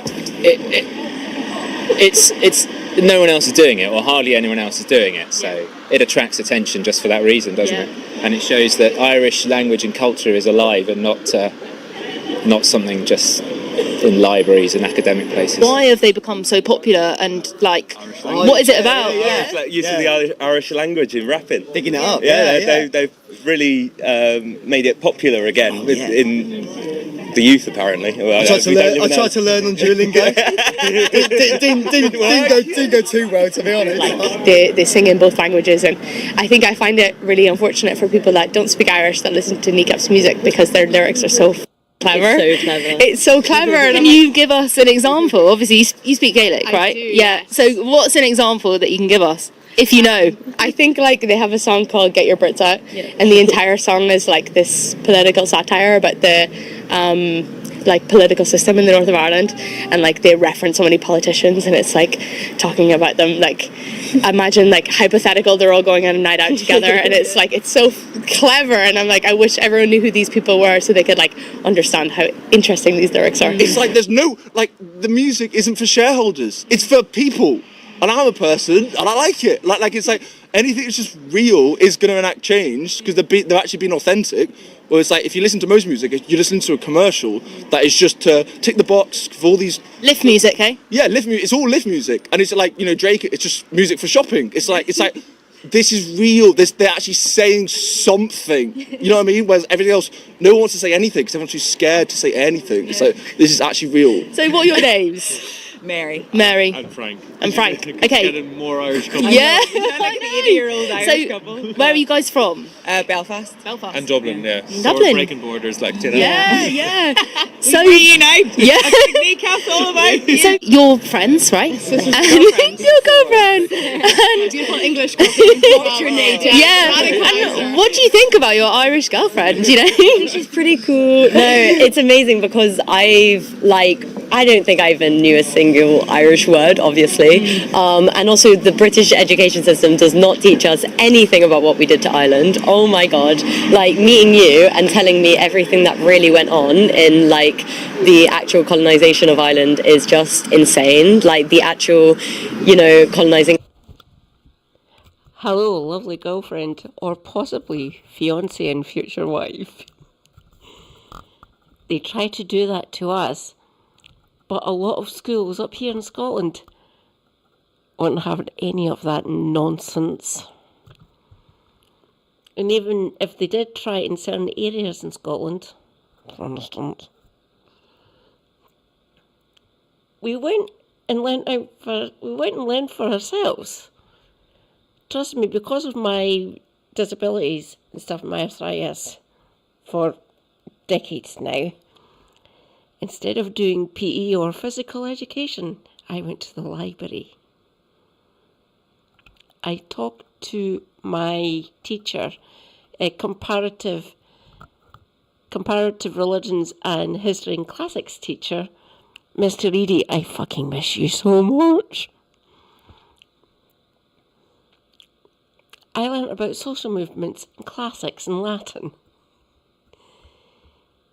Trust me, it is not denied from you. Go to a library. And if you need any guidance, I am here. I can help guide you. This entire relationship needs to be explained why these things keep on happening. My sister, a Scottish woman, married Irish. She was born and brought up in the north of Ireland. Still Irish. How bridges can be built, can be bolstered, can be made true and wholesome. I'm here for this, as always. Of the language, taking that away from you is such a way to like take hope away from people. And going to Kneecap and like learning their lyrics, like I can sing in Irish now. Okay, not like loads, but I can sing enough of their lyrics that it's like I'm learning Irish now because of this and because of you and because of Kneecap. And like in school you're forced to do it, and then it's the worst because you're like, sake, like I don't want to do this, and then when you get older you're like, Jesus Christ, I'd love to be talking on the tube. It's a part of your identity, right? You know, you want to have that. You'd be like, I'd love to be able to just have a chat about how ridiculous your man's scarf is, like, do you know, in Irish, do you know?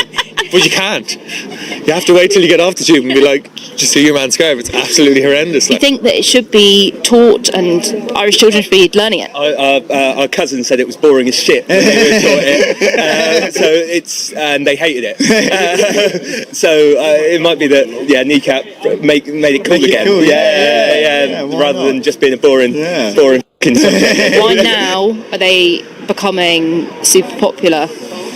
Yes, I think they're one part of this really exciting wave of just Irish music, full stop, across the boards. CMAT, Fontaines, DC, Lankham, all of these bands are doing a lot for Ireland. I think with Kneecap there's an added element of politics, which I think galvanises quite a lot of young people who are in Britain probably like quite sceptical of kind of the old guard and like the way that the empire has kind of treated the rest of the world. So anything that's anti-establishment is just correct in this day and age. Like the establishment of everything just got too big business, big capitalist, big the major labels. All the major labels are just it's just a bunch of like there's nothing real. It's just fake work, and they're ruining music. They're ruining everything, and you have to support anything that's real. Any artist that's just being real, no matter, even if you disagree with their politics, it's like they're being real, and we need to celebrate realness because it's like it's not paying for someone's boat in Miami. It's just real. Like it's finally something real in this day and age. It's like Joy Division in the 80s. It's like it's real. So yeah, I think they're an important voice because a lot of the other musicians are just really good at the music, but maybe shy away a little bit from the politics of it all. But yeah, I think Ireland's a massive supporter of Palestine as well, like as an island. Kneecap have been very spoken about that as well. Exactly, and obviously that's galvanised a lot of young people in Britain and the rest of the world. I first came across them on TikTok and I was like, wow, it's like different, and from Australia it's like, completely, bizarre that they're like, what they're for and stuff, but like you can get among it, and I like how they the Palestine stuff earlier on and stuff, like been very supportive of Palestine, haven't they? Yeah, so support them, and come down and let we have a good crack as they What do you think about a united Ireland, like a republic? Is that something that you would want or not? 100%. I think it's a gorgeous idea. I think it's inevitable. I think it's what we deserve. I think like it's on the horizon, and I think I would like a North that respects everyone's identity though. So I don't want a North that becomes like everyone that lives there has to have an Irish passport. I feel like we should respect people that live in the North that identify as British. I think they should be able to remain British if they want to, but I think they should recognise that they live on the island of Ireland, and that is like something that should be very respected. But I also think like I don't want to erase anybody's identity that lives on the island, because that's heritage, that's culture, that's yours. You can have it. There's so much complexity to it. It obviously makes sense to do it, but there's just so much complexity. Like I'm from a very mixed family. Like my dad was the only one out of 5 brothers who married a Catholic woman, so I have loads of cousins who are Protestant and stuff. And speaking to them and growing up, feeling like they feel like they are part of Northern Ireland, and then that country is very separate. They feel very separate to the Republic, and they feel very connected to Britain. So. And half of the pop taken away an identity of half of the population. So, and as much as I am such a wee Republican and I want a united Ireland, I'm also have empathy. So I'm like for those other people who. But they're also they're British in Northern Ireland, and then they're Irish in Britain. Because when they come to Britain and they're like a Protestant, they come to Britain and they're like, oh, how are you getting on? And then they're like, geez, you sound awful Irish, don't you? Yeah. And then that gives them an awful like dilemma in their head, like, but like, But anyway, it is an awful complex issue. I have no opinion on that. No opinion. Doesn't give me a dilemma whatsoever. I call it my stepdad, my mum, my actual mum, and her partner. I call him stepdad for ease, really, at this point. I am Scottish. Hello, I am a Scottish Marxist. There is only Ireland in my eyes, honestly. I wouldn't want them to lose their identity, but that's Ireland, as far as I'm concerned. This is Scotland, where I am, right. I love my country. I love it so much. I want the reunification. They only get one fucking chance. Unlike us, lucky Scots, let's put it that way. We can call or call their bluff if we wish, to get another border poll so we can become independent. And at that point, if we ever actually get this, before I croak it, I will be, after I get my independence from Westminster and all this fucking shitty bullshit, I will be campaigning on Ireland. The next revolution. Opinion whatsoever. I've only been to Ireland once, and that was for a holiday. Yeah. So that's their politics. Do you think a united Ireland would be something that we could see, or you know? Why not? Why not? I don't see why not. Yeah. It's you know, Brexit made it a bit easier with the whole border problems. What do you think? Do you think it's a good idea? I think it's a great idea. I'm not sure whether we'll see it though. Yeah. Because why not? British government, stubborn. Yeah. What do you think that just the monarchy is it outdated, or do you think it's just here to stay, or you know? I think it's here to stay because it's good for tourism, but it's so outdated. I went back after the coronation and they had like the British the Union Jack everywhere and all, and it was my sister's wedding at the time after, and we were obviously sitting in the after bar, a few whiskies in, and I was just like, Hannah, they don't give a bollocks. Yeah. Like they don't give a like they couldn't even like half of the half of the English people that I have met in the 7 years in London didn't know that we were part of the UK. It's like insane that a small little band from Belfast can actually create social change like this, which is just magical and amazing to see. One of your lyrics you were going to... Oh, go on, Phoebe, give it to us. Yeah, Phoebe. Go on, do CERTAs. Come on, to fuck free and garda. Do Jean Lassa to Misharoga, and Yakatoon Mission Mahasiro Ada. There she Thank is. you. In a very nice pronounced British accent there. It's like they're saying what they think, and everyone's like, oh my god, what a crazy. It's like they're just, because like you can't, it's so hard to be real in this age because there's so much advertising dollars. We all rely on advertising dollars, and like everyone has to stand by everything to make any money. But it's like they're just saying what they think, and it's like everyone's like, oh my god, mental. It's like, no, it's not. They're just people. They're just people. Hello, lurkers. Shout out if you want. Hello.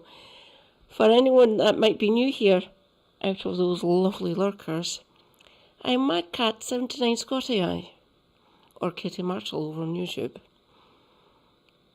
I'm a Scottish disabled bisexual Marxist, if I can speak properly. Welcome. You're welcome. More kneecap, if you please. Stance against popularism, right? And Hell yeah, it's epic. They're just good lads. Like they're just actually like they're just proper lads. Go on. Good. Yeah. Well, just have a good time. Like Thursday night, couple of pints, and just Day off tomorrow? Yeah, exactly. Like, I've got to work from home. Oh, thank you so much. Yop is yes. So yeah. Yop is yes, great. Thank you so much.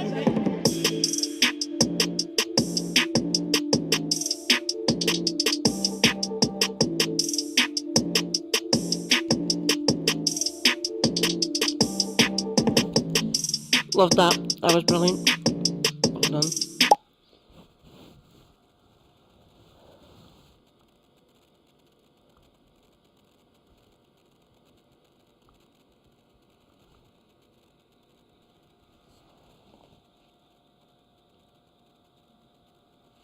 Hi, so there's a problem with the twins. If this is the first time you're seeing my face, I'm Jessica and my wife Claudia is currently 28 weeks into a Modi twin pregnancy. That is identical twins who share a placenta but have different amniotic sacs. It hasn't been the smoothest pregnancy so far. You can watch more in the pregnancy video playlist up here. It started out as a triplet pregnancy and then we lost one at 11 weeks, so these two little girls are already very loved and very wanted and have been making me panic about them the entire pregnancy already.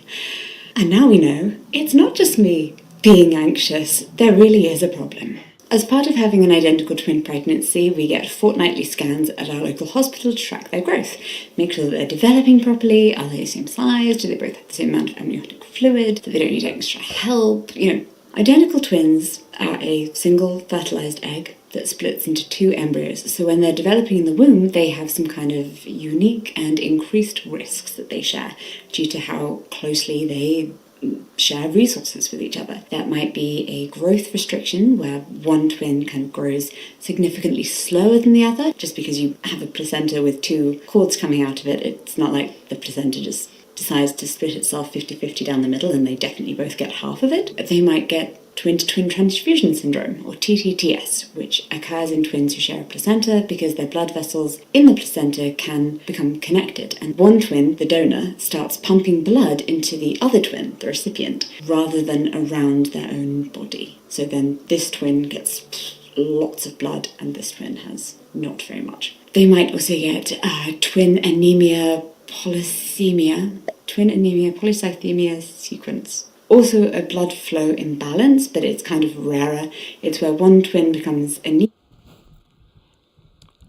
I can explain that kind of eloquently. It means the blood flow going through the placenta to the twins, or triplets, or multiple children. It gets split, but it doesn't get split evenly. Unfortunately, the human form, especially the female form, who can have children who are reproductively capable, it's kind of messy, really. It has to be monitored, obviously. Rejoice for my lovely mother, who was a midwife for the best part of 40 years, or 4 decades. Take your pick. She educated all of us, me and my 2 sisters, how these things happen. And I know quite a lot about it now. My GP that I love desperately, she's retired now. She's still with us. She's retiring. She's knackered, and I don't blame her. Thank you, Dr. Campbell. You've done well. Well done. There are so many things that can go wrong during a pregnancy at any point during those 40 weeks.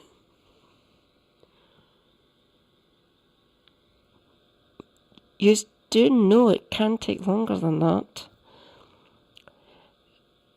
Mostly in the West, it doesn't.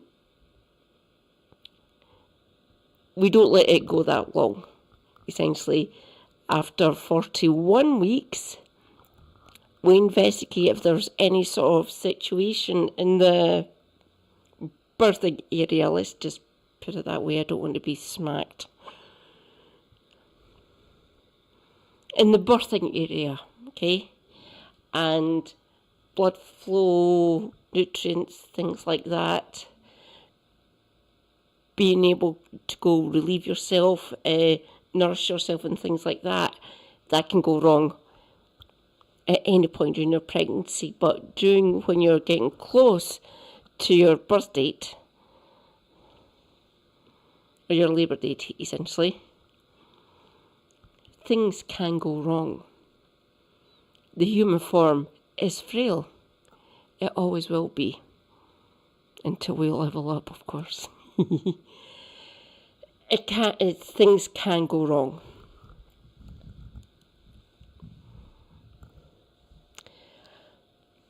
I don't care if I get smacked for this. The vagina is armoured and also fragile in both states. Always like this, switching from either side. I don't know. I'm not a mum. I've never given birth. My sister has, my younger sister. Obviously my mum has, because mum. My granny has, both my grannies have.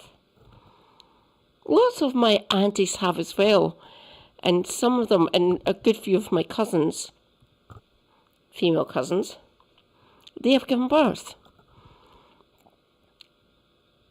My poor cousin, who is 6 years older than me, she got put through a ringer in her second pregnancy. My lovely cousin, Billy, lassie, Belinda, but she gets called Billy. She got put through a ringer. She went through preeclampsia, and we were in danger of losing my cousin at that point. My mum went right up to, at that point, who was her gynecologist and obstetrician, an actual doctor, a professor, who educates other doctors on gynecological and obstetrics. God, I miss her so much. Said, how do we need to change this? My mum knew already what was happening with my cousin, her niece. Let's see. Put these measures into place. More guidance before they come in to give birth, go through labour and things like that. More education post-birth, so postpartum. Educate how to minimise this if you want to have any more children. It's tricky. I want people to have a brilliant pregnancy. I do. Not possible, obviously. Growing and birthing a new human. Deeply traumatic to certain women.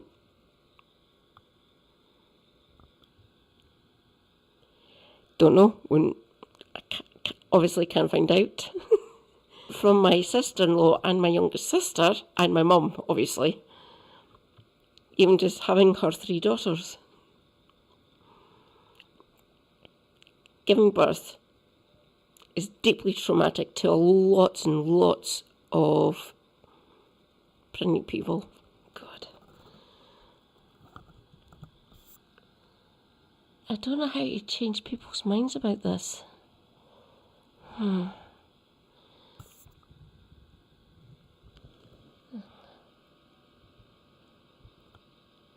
Can you see where the split is here? If you can see it on the screen. The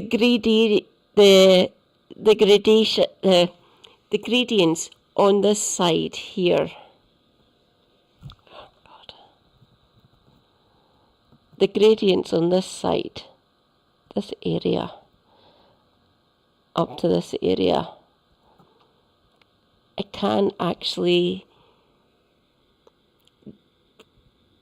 damage, degrade, insert adjective of your will.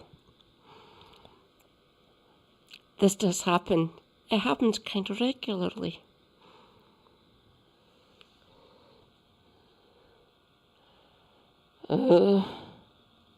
And the other becomes polycythemic.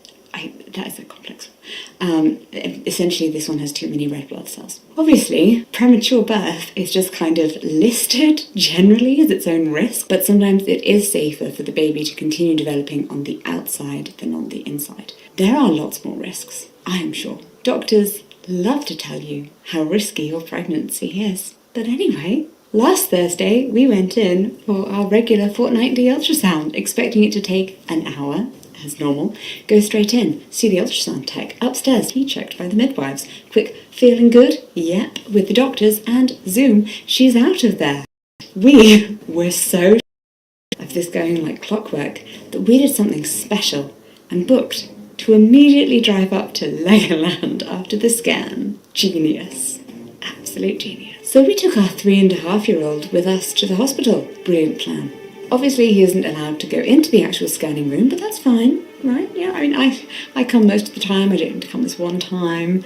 You know, I can sit outside with him. It's just one of our routine ultrasounds. And at this point, she's had about 50 of them in this pregnancy. Nothing out of the ordinary would happen, right? Wrong. So whilst I'm sitting outside in the sun with Rupert, playing a game where we pretend to be farmers, and the benches in the parking lot are our tractors. That's very superfluous information, but it feels very vital to the story. Claudia is inside, being told that even though the babies themselves are still the same size, and even though 2 weeks ago their amniotic fluid pools were vaguely the same, today they are 11 centimetres and 1.3 centimetres. And the membrane that should be free floating between them instead is just wrapped around twin 1, who has barely any fluid or space to move. And she keeps trying to text me and update me, and I am suddenly very aware that I am stuck at a hospital with a highly sensitive preschooler who will sniff out any hint of emotional wobble. And she has to have more tests, and we can't leave the hospital in case this turns out into an emergency situation, and I need to be able to rush in, and I can't really call someone to drive over to the hospital and pick him up, because at any moment the hospital might say, no, it's fine, you've got time, go on your way. And then I've made someone drive out to the hospital for no reason. The hospital is not actually that close to where we live. Also, he knows we're about to go to Legoland, so there's no way he's leaving my side until he sees an entire land made of Lego. Good luck with that. So we spent 4.5 hours walking around the hospital together, we make up a scenic tour of the sculptures, we give the vending machines names and complex backstories. Like Janet, I'd be surprised what her favourite crisp favourite is. Until finally Claudia gets released. She is allowed to go, but she has to be back in 48 hours, and we have an appointment with the specialists in London next week where we will learn more and get confirmation about whether it is what we all think it is. Late onset, stage 1 TTTS. So we went to Legoland. Just to be clear though, because I realise it does sound like we are actually driving to London right now to see the medical specialist. No, we're driving to Legoland still. We're going to Legoland. The doctor was like, we're gonna refer you to a specialist unit in London. I was like, oh, but can you please just tell them I'm not free tomorrow because I've got to go to Legoland with my son and he's been really excited about it. Obviously, I'm really care about these babies and I'm really worried and everything, but my toddler's concerned.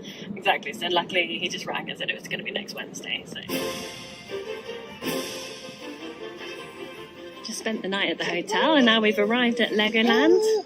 And Rupert's very excited. There's a lot of people here because it's the Easter holidays and it's a nice, lovely sunny day. If Rupert is about to become a big brother earlier than expected, then we definitely wanted to make some great last memories as a family of 3. The next day, as soon as we were back into town, Claude dropped us off at home and went back to the hospital. Again, she was meant to have a quick check with the Dopplers, but it ended up taking over 6 hours as the babies were lying chest to chest and their heartbeats kept synchronizing.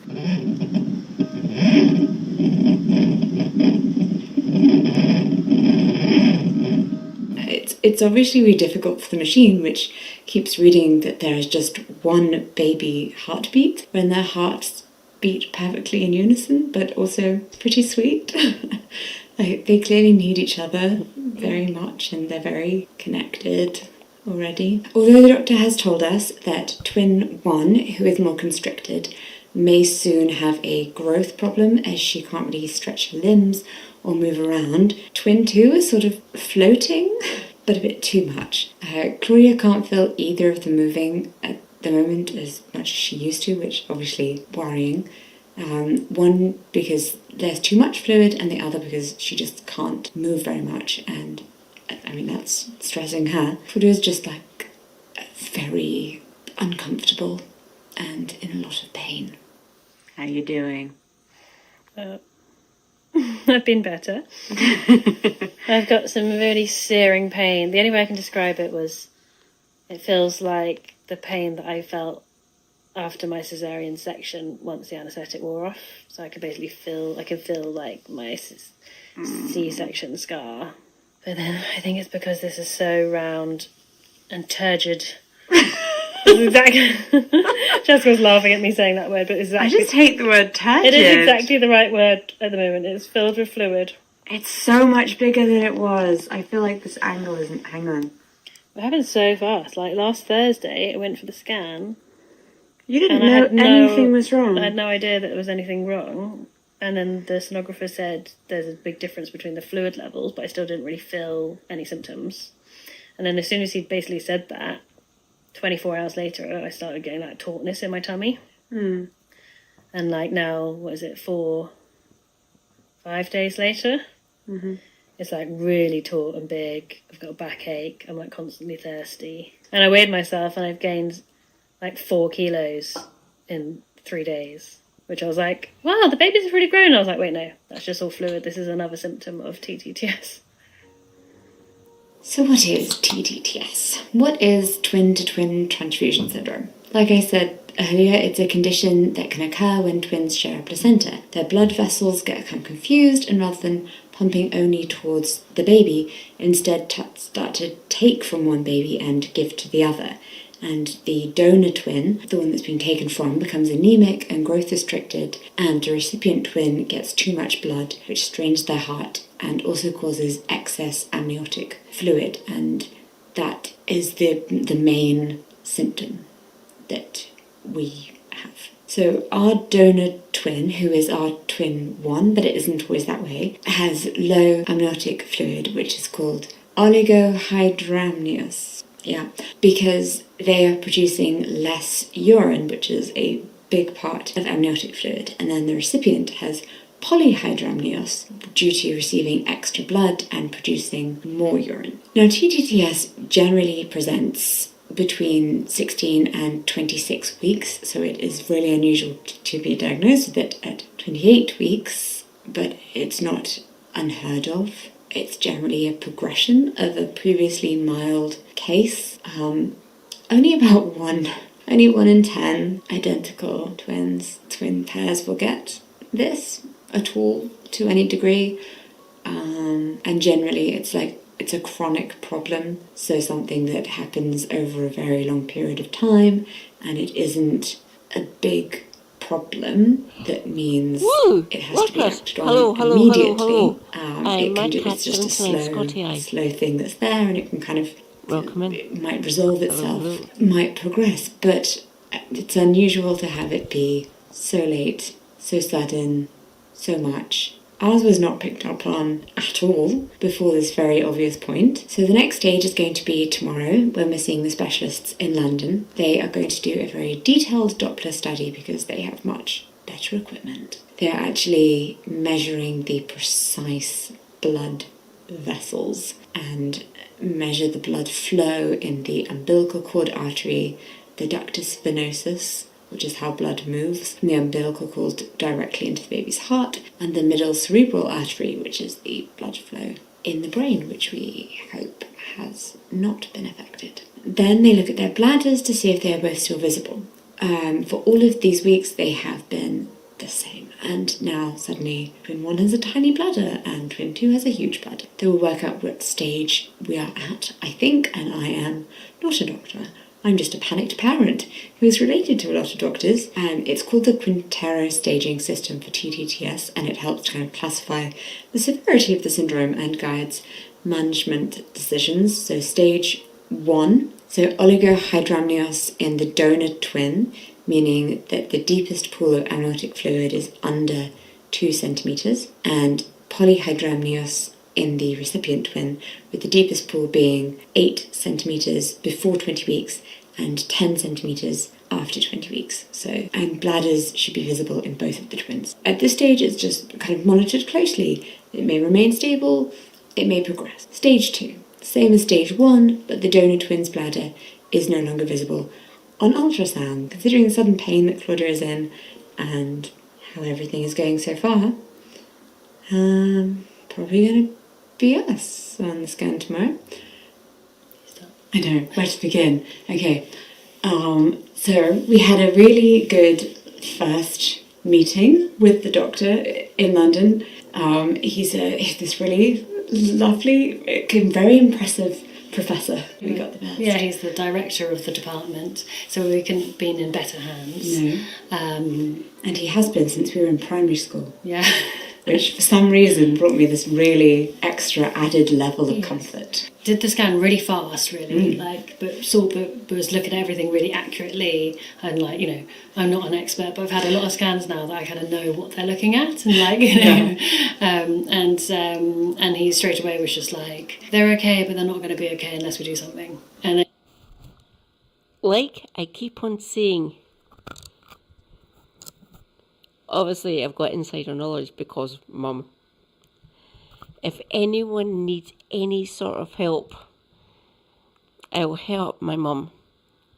I'm sure she can help me. She can direct me towards information and stuff. I know a lot, obviously, being a daughter of a midwife.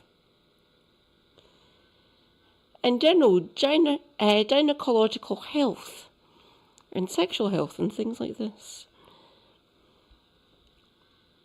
Disabilities as well, and being a rampant Marxist, obviously. Anyone that wants to reach out to me, I am here.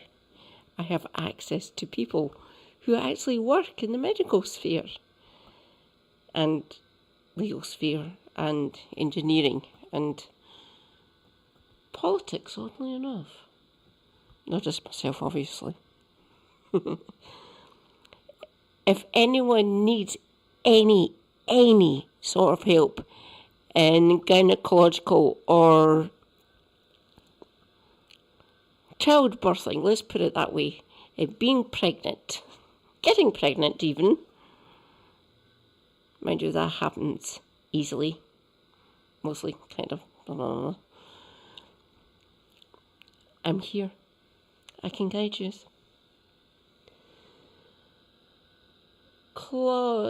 Claudia, my darling. And he just basically was like, have you had steroid shots? I was like, no. He's like, okay, my colleague's just going to take you into this consultation room to the side. I'll come talk to you in a minute.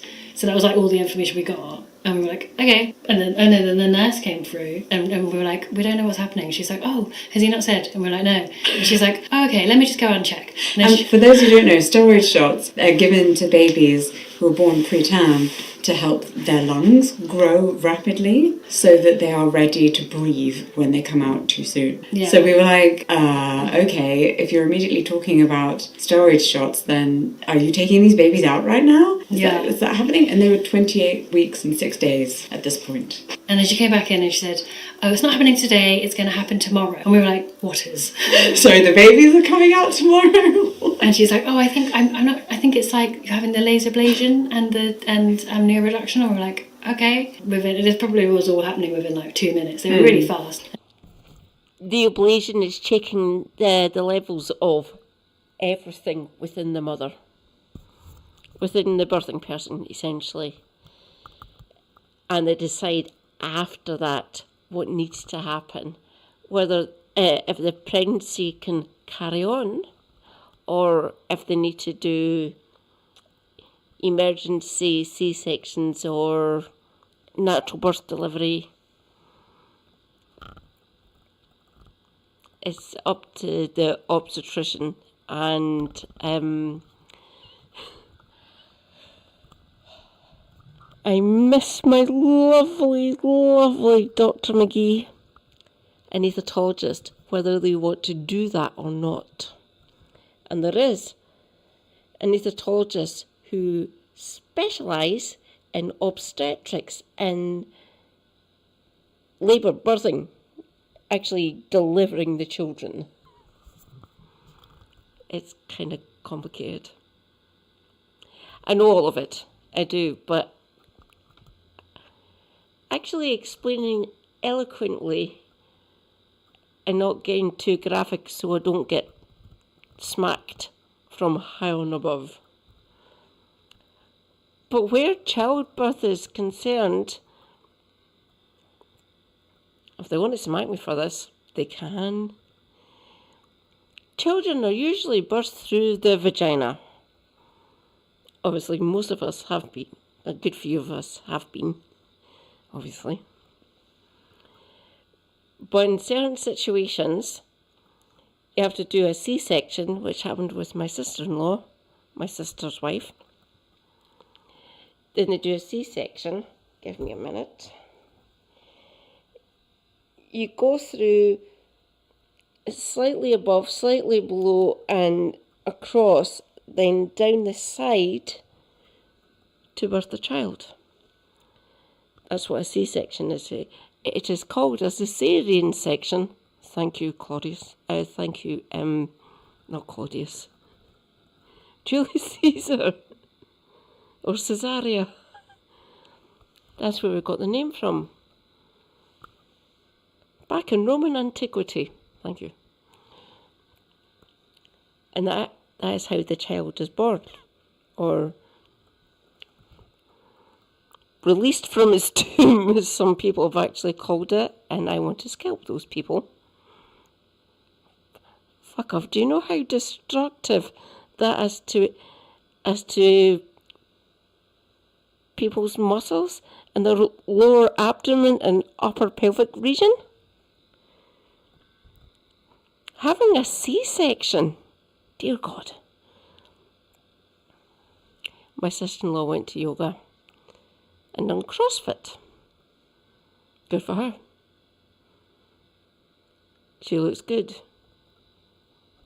She's gorgeous and ginger and Irish and gorgeous green eyes. I love my sister-in-law. And then he came in and basically said we had 3 options.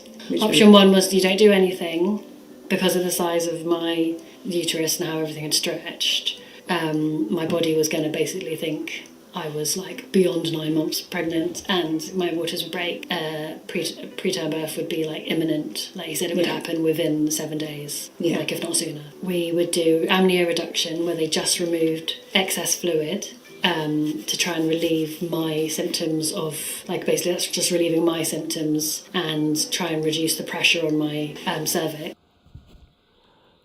Sorry, comrades. I will be back momentarily.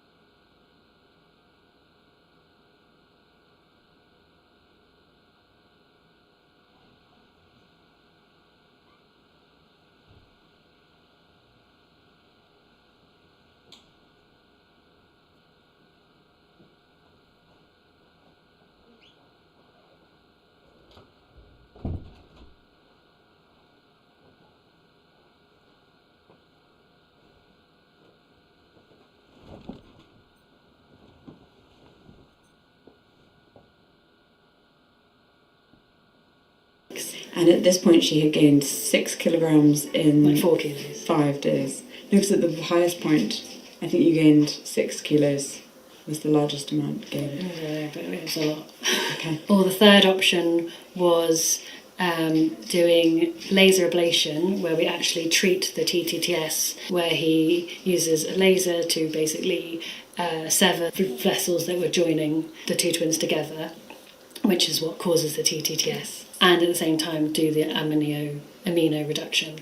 And he basically was just like very strongly like, I would suggest doing number 3. I think he described it very well as kind of like, it's like mopping the floor. So you can mop the floor, but if you're not fixing the hole in the roof that the water's coming from, why are you bothering to mop the floor? So it's like, yeah, that's a good point. It's a good point. Why just... Yeah, and I said, I said, okay, but what are the risks of doing that treatment? And he says, the only risk is preterm labour, which you're already at, which is like definitely going to happen. But if this works, there's a 1 in 4 chance of preterm labour, but then there's like that 3 out of 4 chance that you'll get like more time and your babies will not be suffering with the TTTS syndrome. Yeah, a bit more time. Yeah, so, but he didn't know how long, but...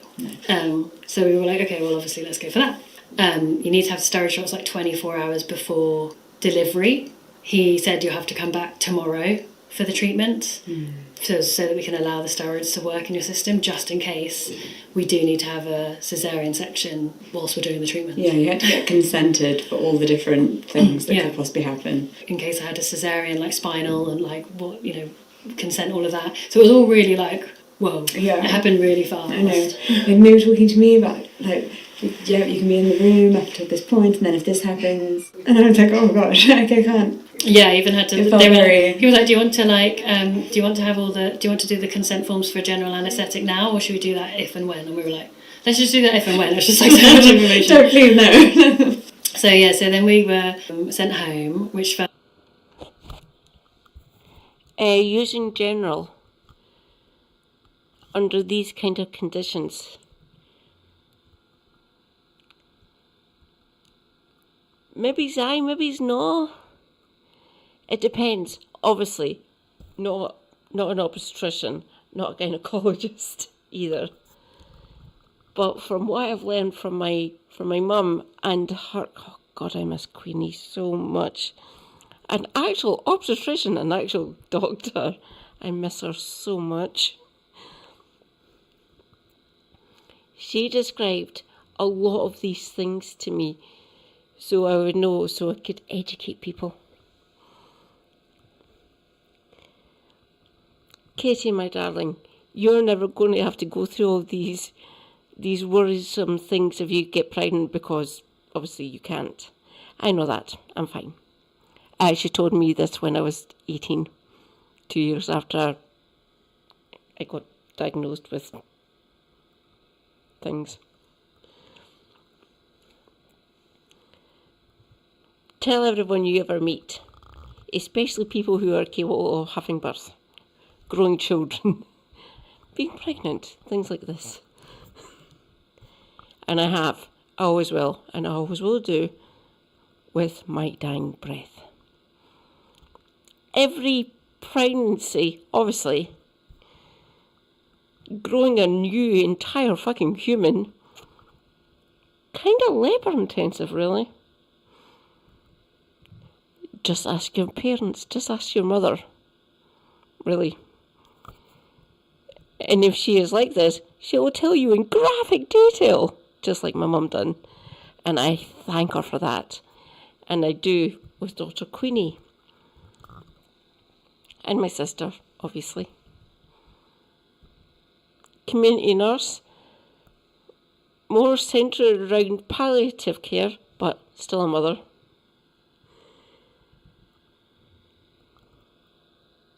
Katie, you're a jammy fucking bitch. You've been spared the actual trauma of giving birthing a child. The way you and my cousin, blah blah blah name, went through it, I don't want to know. This is my older cousin who is 5 years, sorry. Her second pregnancy, preeclampsia, we're nearly losing her. She was bleeding internally because the way they done the C-section, the surgeon actually nicked part of her placenta tube, and she was bleeding internally into both her liver and her kidneys. So it was one of the major organs, one of the major blood vessels going into the placenta that this person He, yes, it was a he. It was a man.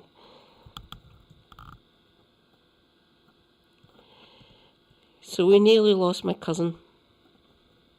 Preeclampsia sucks. Puts both the child and the mother in danger. Thankfully, my mum never went through that.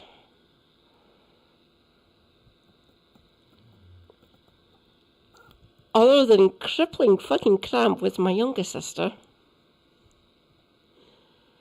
I know what I go through, but obviously I have never given birth. So I don't know what my mum went through. She's described to me what she went through. You can understand that. Yes, of course I can. My back and my hips and my thighs. Constantly burning, constantly hurting me. But obviously, never given birth.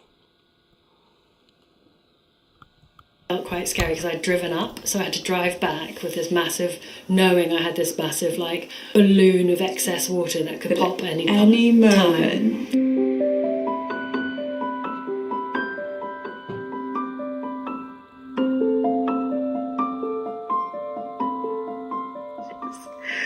And a number of different Jessica's ways. many days of being bedbound have come in handy.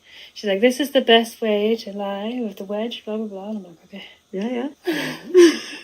You're going to get up early tomorrow, drive to London. Luckily, my sister's going to drive because I could go into labour at any time. And we've got to stay the night there, so we don't want to just leave the car there. And Jessica can't drive the car back. So if we do end up having a cesarean, our car would just be like stuck up in London. Yeah. So my sister's going to drive. You and I are going to stay in the hospital overnight. Hopefully everything will be fine. I won't go into labour and we'll be coming home on Friday. Yes, that's what we've That's told the Rupert. plan. My dad's here tonight, so that someone's here with Rupert in the morning. He just gave me about like 4 cuddles. Rupert or your dad? My dad. Well, that...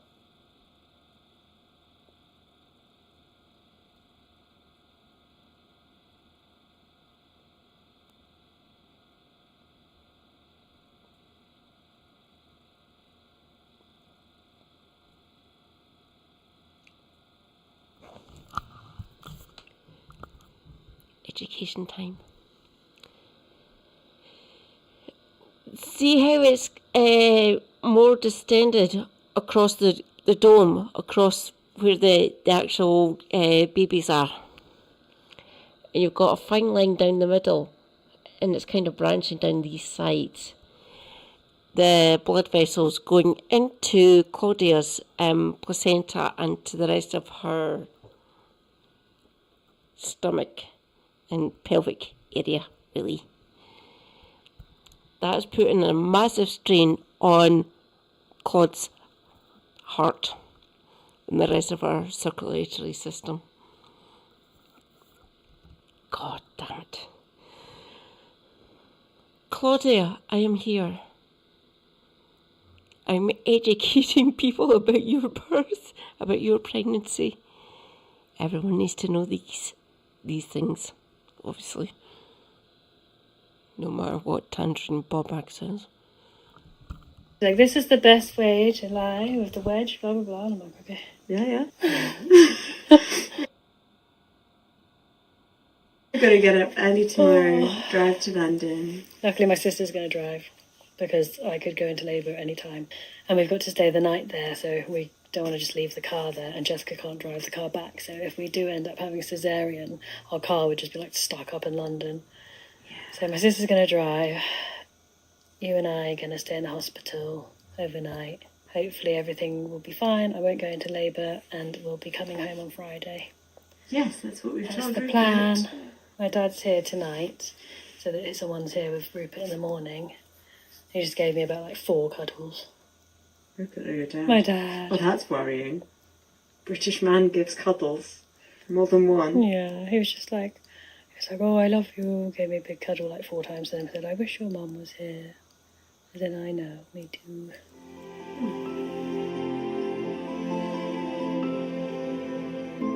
Getting ready.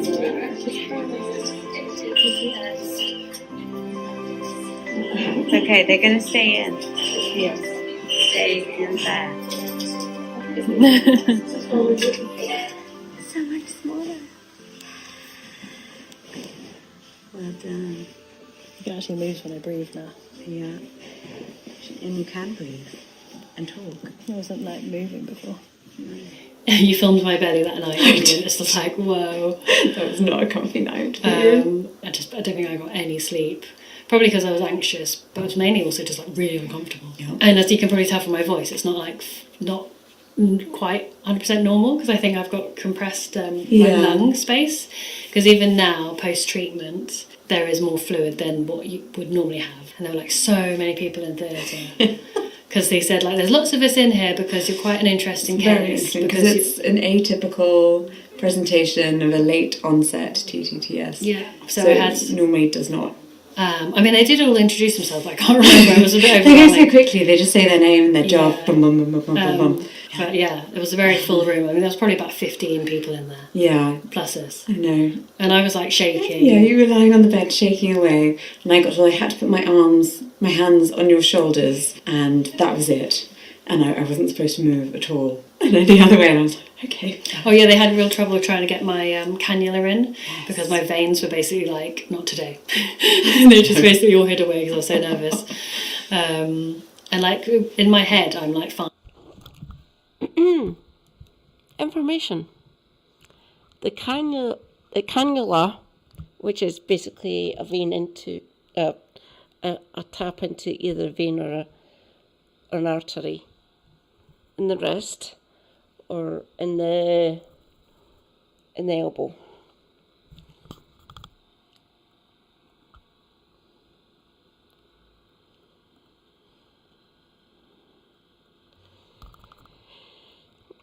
Whenever anyone tries it, including myself, most of the blood vessels, especially the veins and the arteries, retreat back to the core to protect the rest of the body. Kind of a pain in the arse, really. Used to it now. Over 30 years, remember? Ah! I will come over momentarily, Vindio. So, I will raise my volume because I'm putting it down here to show people. Usually in the left, the left wrist, down this sort of line to about here, just slightly below your wrist. Or on the right, usually closer to the elbow, so about here, but because my blood vessels and nerves don't work properly, to put it mildly, they usually have to go for the elbows on either arm, because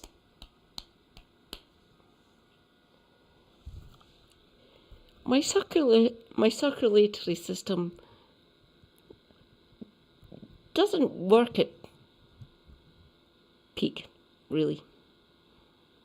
Let's put it that way.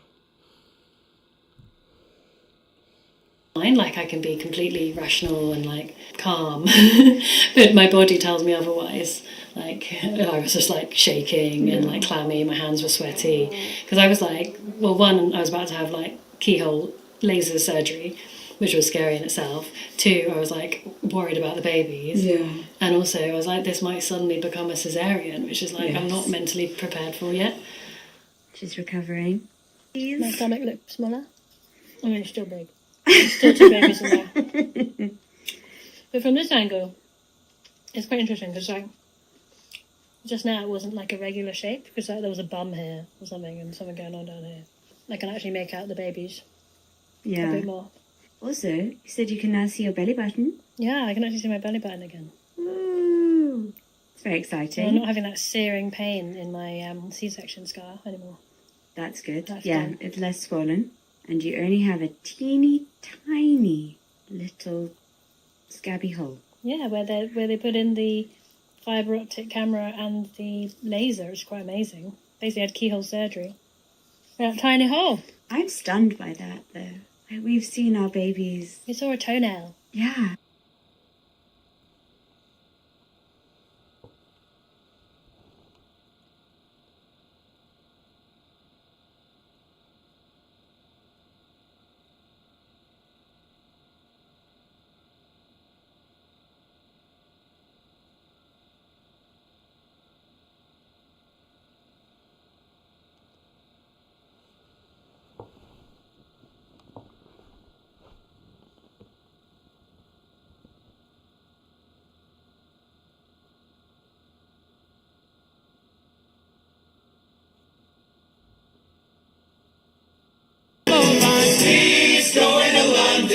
What the hell? Sean stuck in a suit. I gotta get back to stage. Tom sleeps on his best friend's lawn like every other afternoon. Alright, just keep playing till I get there. He's going to London. Can't beat in the pool. Tom fell for his best friend's lawn. What the hell you gonna do? What the hell you gonna do? What the hell you gonna do? What the hell you gonna do? What the hell you gonna do? What the hell you gonna do? What the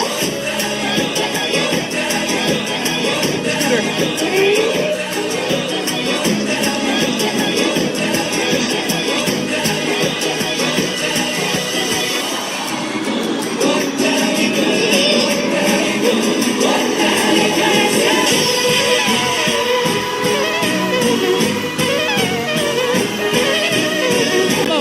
He's going to London. What the hell? Sean stuck in a suit. I gotta get back to stage. Tom sleeps on his best friend's lawn like every other afternoon. Alright, just keep playing till I get there. He's going to London. Can't beat in the pool. Tom fell for his best friend's lawn. What the hell you gonna do? What the hell you gonna do? What the hell you gonna do? What the hell you gonna do? What the hell you gonna do? What the hell you gonna do? What the hell you gonna do? What the hell you gonna do?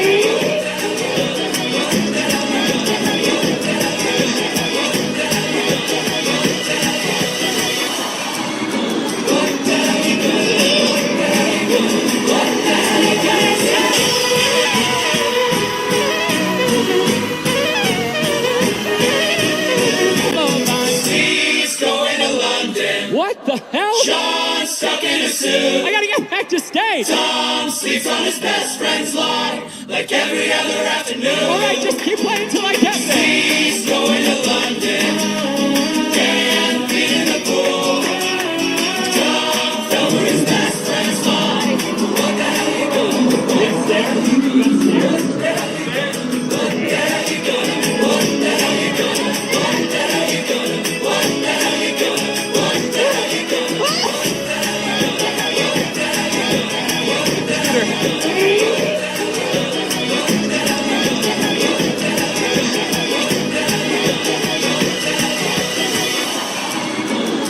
the hell you gonna do?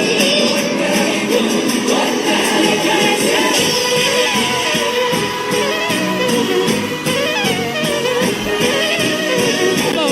He's going to London. What the hell? Sean stuck in a suit. I gotta get back to stage. Tom sleeps on his best friend's lawn like every other afternoon. Alright, just keep playing till I get there. He's going to London. Can't beat in the pool. Tom fell for his best friend's lawn. What the hell you gonna do? What the hell you gonna do? What the hell you gonna do? What the hell you gonna do? What the hell you gonna do? What the hell you gonna do? What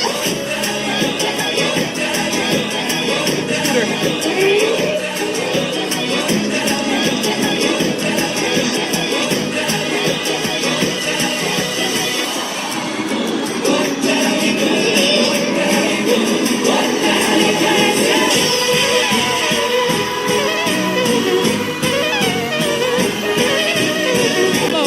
He's going to London. What the hell? Sean stuck in a suit. I gotta get back to stage. Tom sleeps on his best friend's lawn like every other afternoon. Alright, just keep playing till I get there. He's going to London.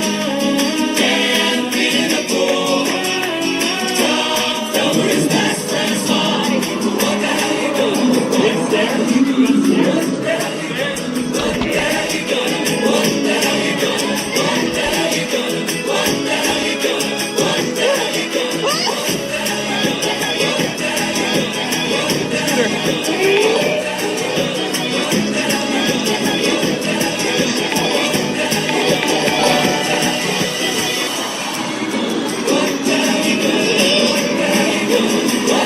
you gonna do?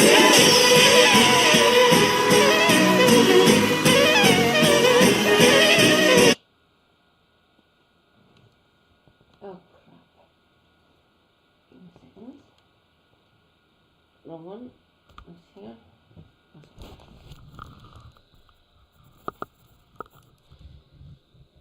Sword of Dracos. Love the name. Thank you. Thank you for following. Hello, hello. I'm MyCat79 Scotty or Katie Marshall over on YouTube. I'm a Scottish disabled bisexual Marxist. Hello, welcome in. Oh, you have released my inner Scottish power. What part of this great nation are you in, my comrade? Like I say, Marxist, communist, leftoid of certain description. Oh my god! I was born and brought up in Perth, by the way.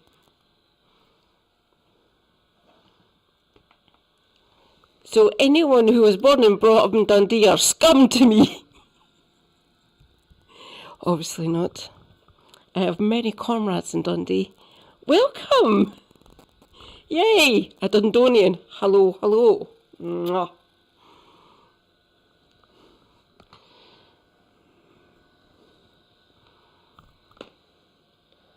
Oh God, more Scots.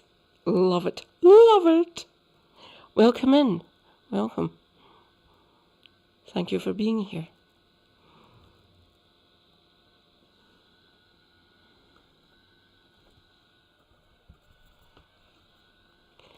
How do we get rid of Keir Starmer? Fuck it, I'll make this one more prominent. How the hell do we get rid of Elon Musk? Or Manfrog, otherwise known as Nigel Farage? Personally doing redacted to those people. Obviously, no violence.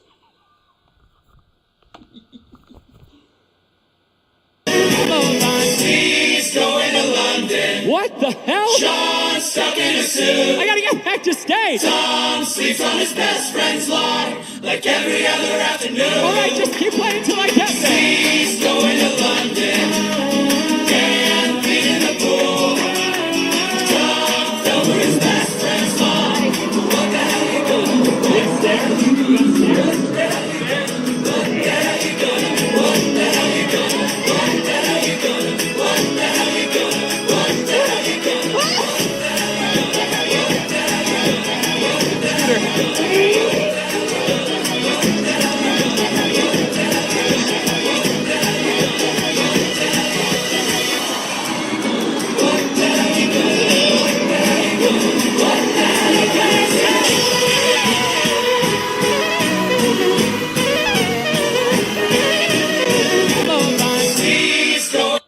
I was about 13 years old, and on the anniversary of my sister's death, every year obviously becomes a very sad time in our house, just as we all remember this life that was taken away far too young. And I go upstairs to check on my mum to see how she's doing, and you know, she's doing how you'd expect. She's in her room, surrounded by flowers and cards, and she's just crying as hard as a mother who's lost a child can cry. I don't know what to do. I'm 13. I don't have the emotional maturity to deal with that. I don't have the emotional maturity now to deal with that. I've got no idea what to do. So I do the British thing. I'm like, I'll make her a cup of tea. And just on my way to leave the room, I turn around to check on her again, and I realise in the moment that my mother is crying, but with laughter. And she's really bucked, tears streaming down her face, and I'm just like, oh, fuck, she's gone insane. For the life of me, I cannot work out why my mother is laughing so hard. I'm like, what's so funny? Right? And she's laughing too hard. I'm like, what's so funny? And she just thrusts this bouquet of flowers into my hands. And I'm like, flowers. To my darling Jennifer, I love you with all of my heart. These past 4 years have been the best of my life. Here's to the rest of our lives together. Yours forever, Michael.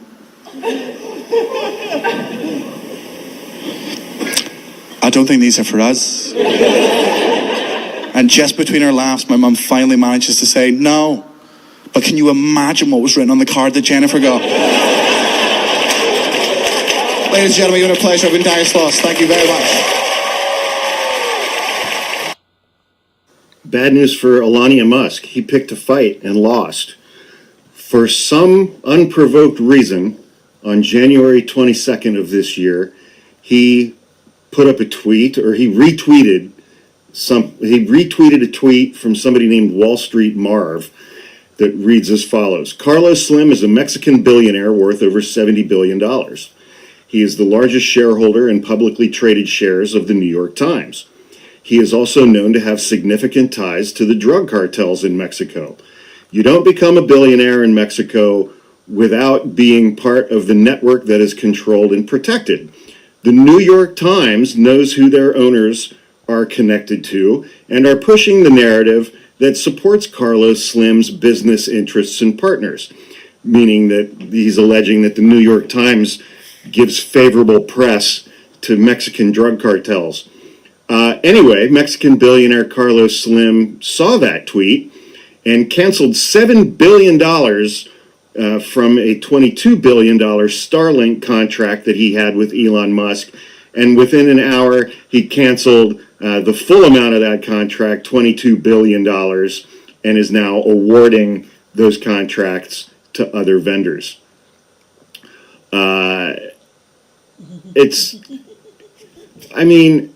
I love that Elon Musk just retweeted some conspiracy theory bullshit, and it cost him $22 billion. Because obviously, Carlos Slim, as an investor in the New York Times, does not have control over editorial content. I'll shorten it. Dracos.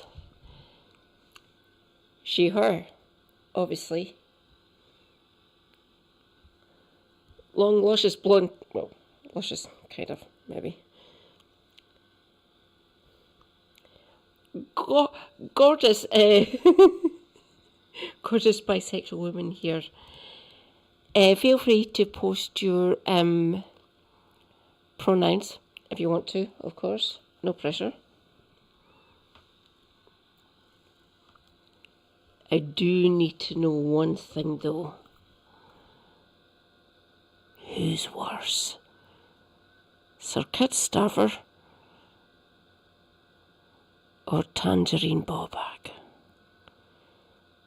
At this current moment in time, I'm split.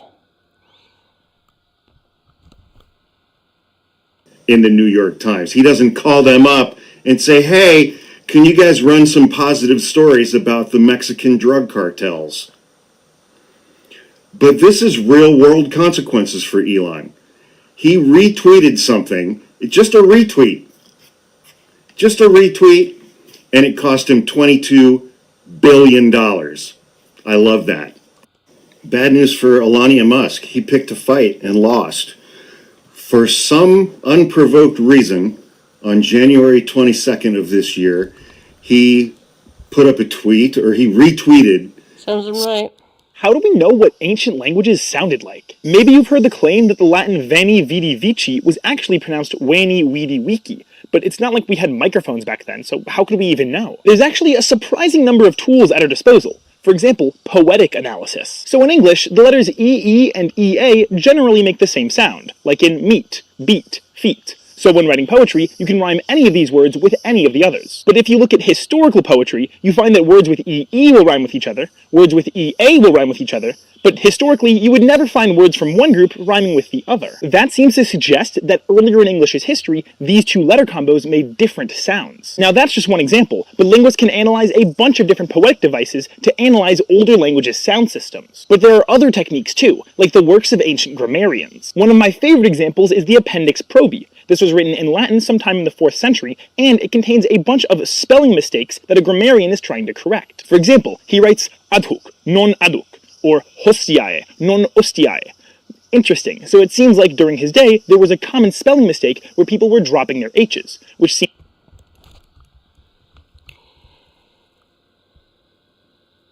Aduk, non adus, or aduk, or adha. Same as, equivalent to, or similar as. Linguists is fun. Hello, I'm an Hellenist as well. Ad hoc is the one that we use the most now, in common parlance, really. Ad hoc, ad off cuff, really, or off brain, or off side of body, really, if we're going down that route. Obviously, all fun. Ostia, non ostia. Equivalent. Hostile or non-hostile, or very hostile, or not so much hostile, depends on what translation people use in their common parlance, wherever they may be. Seems to imply that Latin was going through a sound change where the letter H was falling silent, just like it is in most of the modern Romance languages. Or how about when he writes bravium, non brabium, or alveos, non alveos. So a common spelling mistake at the time was that people were confusing their W sound with their B sound, which seems to imply that Latin was going through a sound change where these two sounds were becoming more similar. And sometimes historical grammarians are even more useful. For example, Sibawayh, a famous Persian grammarian from 1,000 years ago, meticulously detailed how to pronounce every single letter in Arabic. And linguists have a bunch more tools at their disposal, like by analyzing how words are borrowed into different languages, or how words are transcribed into different writing systems, or by comparing a bunch of different cognates in related languages. Now, are these techniques infallible? No. Just like any other aspect of history, the further back you go in time, and the more scant the evidence is, the less confident you can be. But on the flip side, it's not like linguists are just looking at old spellings and making random guesses. When you hear a historical pronunciation, just know that heaps of linguistic data and analysis have gone into reconstructing it. How do we know what ancient languages sounded like? Maybe you've heard the claim... Jen, it's May the 4th. What's happening? To celebrate, you're going to put every single one of your Star Wars costumes on today. What? No way. That's crazy. That's going to take all day. Well, then you'd better get started. Oh, fine. I don't have any better ideas. Okay, starting with the classic, and this Leia, and the wedding dress, and getting the bikini out of the way early. Smart. Hey, is that my microphone from my helmet case? Oh, come on. Even the armor in the basement? All the costumes means all the costumes. Well, I'm a Mandalorian, and I'm a Mandalorian, and I'm the Mandalorian. Can I get a lunch break? I mean, like, this one isn't even done yet. Finish all the armor first. Okay, but I need Jeremy's help getting on the Mud Trooper. Well, get him up here. It's May the 4th for everybody. There. Happy? Now help her with Val. Oh, I mean, I love this one, but it's such a pain to put on. All right, how about a stretch of some easier ones? Okay, great. We got Ray 1, Ray 2, Ray 3, Ray 4, and concept art Dark Ray. Where's the lightsaber? Oh, man, I gotta get all the props, too. There you go. What is with the attitude? You worked so hard on these. Don't you want to show them off? Okay, you know what? This helmet is super cool, and this was a ton of work. And this is the newest helmet I've made. Also so cool. The Resistance pilot, always a fave. Okay, home stretch now. High Republic Jedi, a Vice Admiral, a TIE pilot, the Senator from Naboo in disguise, and all the other random costumes or costume pieces you might have forgotten or forgotten to write to. And finishing strong with all 3 Jyn Erso costumes. I love that ending, but you kind of forgot a big one. Which one? Oh, no, come on. That makeup takes forever. How are you going to leave out Ahsoka Tano? Okay, fine. You know what? This was actually awesome. This took 10 hours, over 30 costumes, representing so much hard work and passion I've put into being a part of this fandom. Jen, you know what? Thank you for pushing me to do this. See? I'm not all bad. May the 4th be with you. Jen, it's May the 4th. What's happening? One thing I didn't know is that sanitary towels are now sized, and I don't mean the size of the pad itself, I mean the size of the person wearing it. And I thought, oh my God, we as women get judged on so many different things. And now I'm about to be judged on the size of me twat. It's a matter of time before Grazia's telling us what size twat is fashionable next spring. But there is good news for the fatties amongst us, because it is based solely on the size of your thigh gap.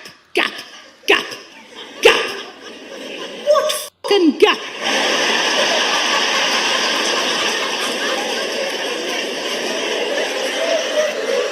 I've barely got a knee gap.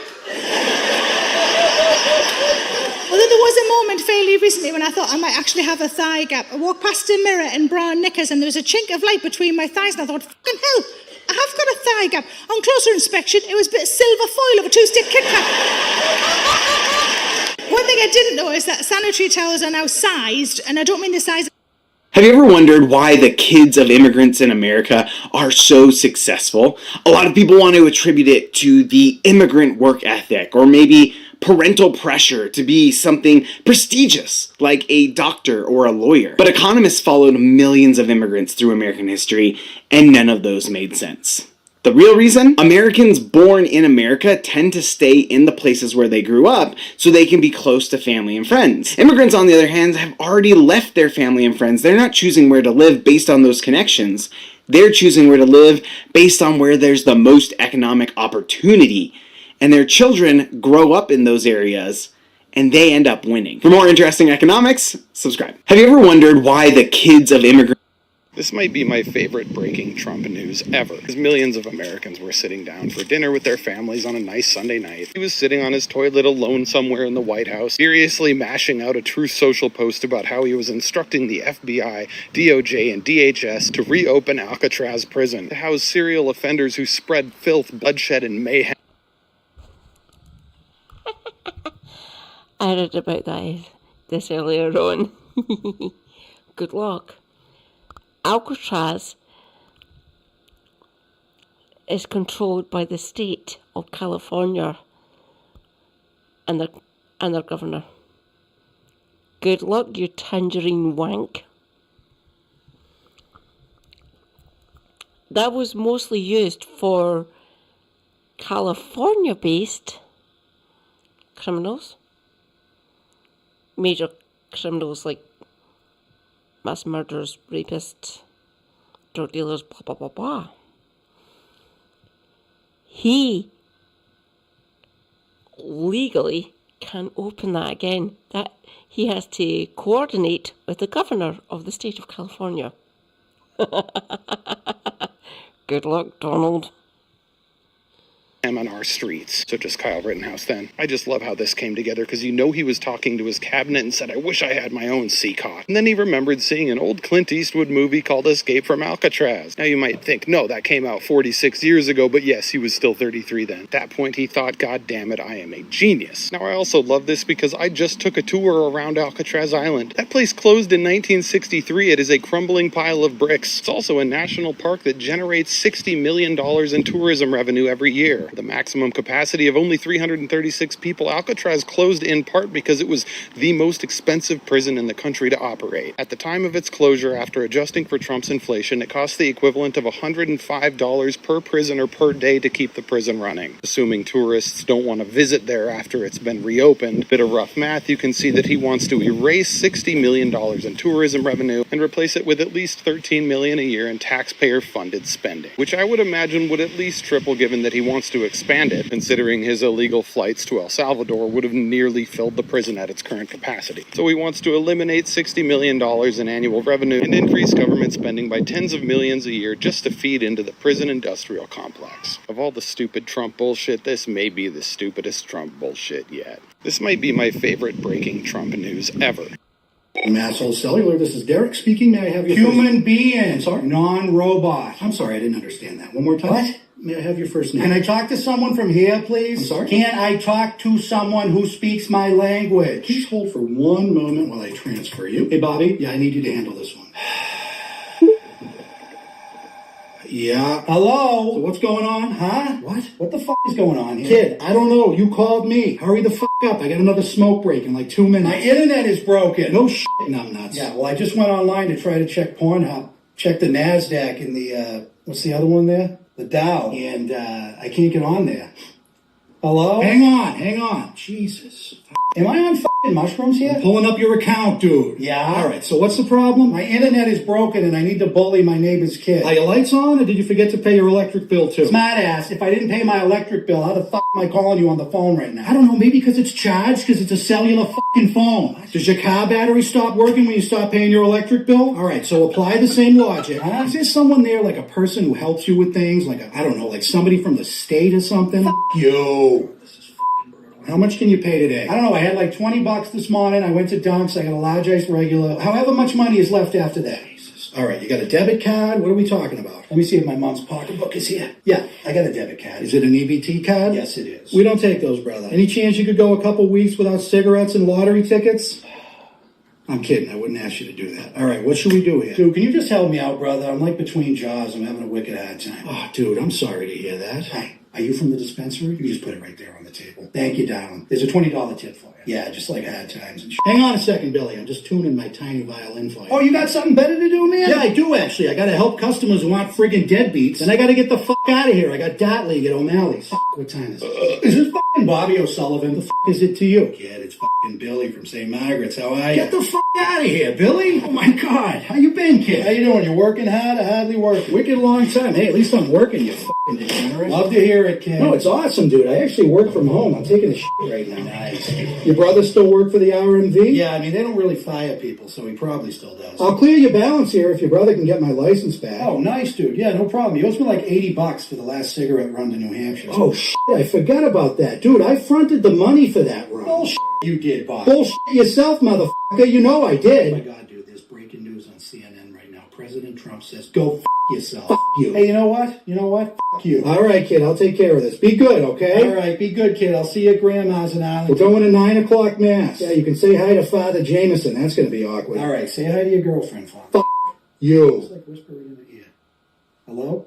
Masshole Cellular, this is Derek speaking. May I have your human being? There is only one animal who can tell you. Why was Delta flying from France to Japan yesterday? The short answer is they are trying to avoid paying tariffs. This is Delta's brand new... There is only one animal who can tell you if she is happy and wants to mate. That is Coco, the silverback gorilla. And she saw me, the blue-eyed simian. She was intrigued. She said to her trainer, and I went, what does that mean? She wants you to tickle her. Okay, I tickle her. She's, okay. Then she goes, what does that mean? She wants you to lift your shirt. I lift my shirt.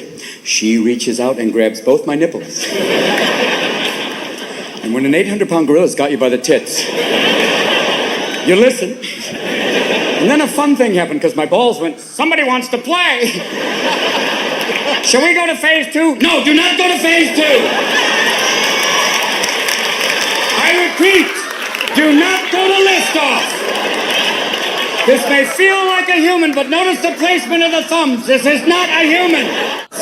There is only one animal who can tell you if she is happy and Why was Delta flying from France to Japan yesterday? The short answer is they are trying to avoid paying tariffs. This is Delta's brand new A350, fresh out of the factory in Toulouse. What it looks like they're doing is flying it to Japan, where it will enter service, and then once it flies into the US, it will no longer be a new plane, and they will avoid paying tariffs. Right now, this plane isn't scheduled to go anywhere else, so we don't know 100% that that's actually what they're doing. But the Delta CEO had recently said that they are working with Airbus to avoid having to pay tariffs. When I first saw this, I was like, I thought they paused all of the tariffs for 90 days except for China, but no, there is still a 10% blanket tariff that they would have to pay on this plane. Now, speaking of China, if you hadn't seen, they actually fully deny.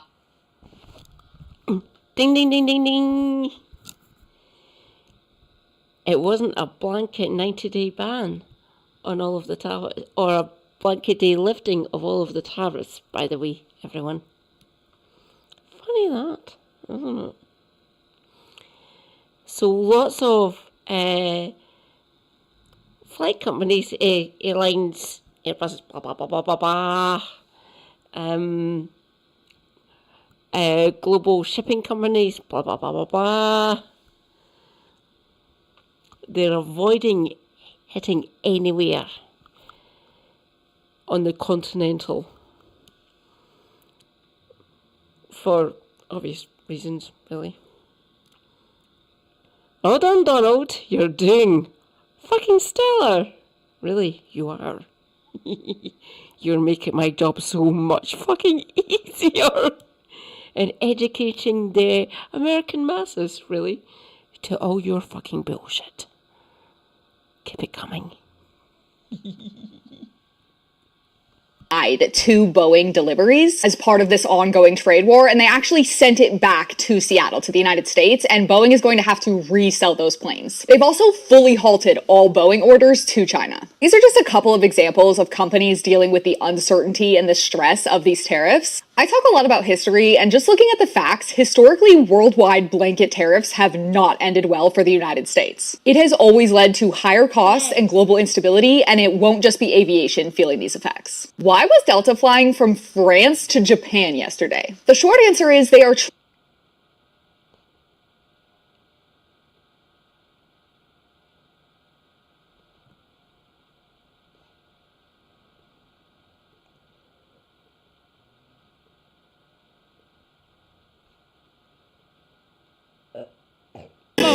He's going to London. What the hell? Sean's stuck in a suit. I gotta get back to stage. Tom sleeps on his best friend's lawn like every other afternoon. Alright, just keep playing till I get there. He's going to London.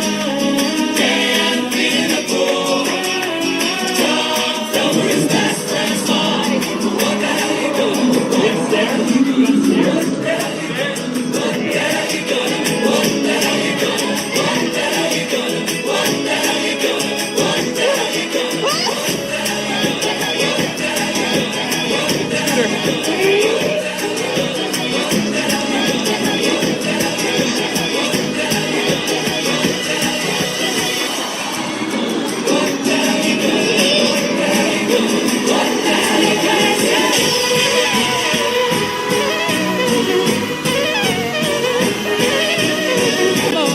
He's going to London. What the hell? Sean's stuck in a suit. I gotta get back to stage. Tom sleeps on his best friend's lawn like every other afternoon. Alright, just keep playing till I get there. He's going to London.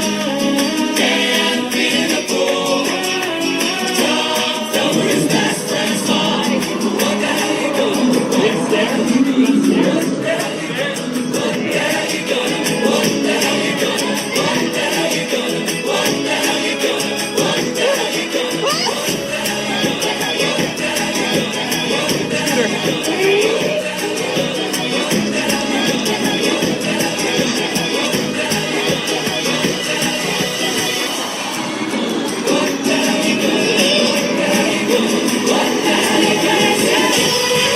gonna do?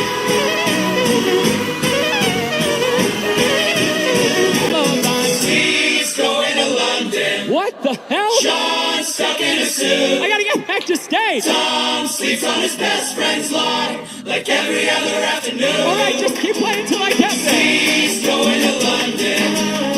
Dan feet in the pool. Tom fell for his best friend's lawn. What the hell you gonna do? What the hell you gonna do?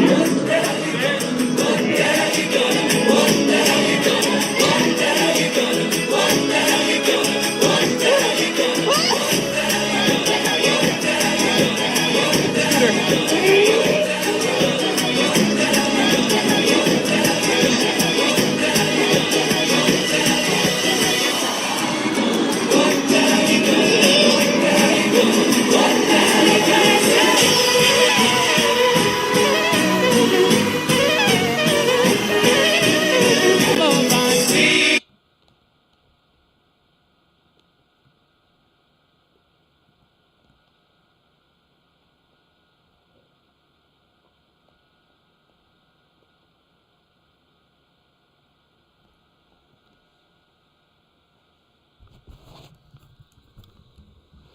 Are you still here, my Are you still here, my draconic Dundonian? Hello.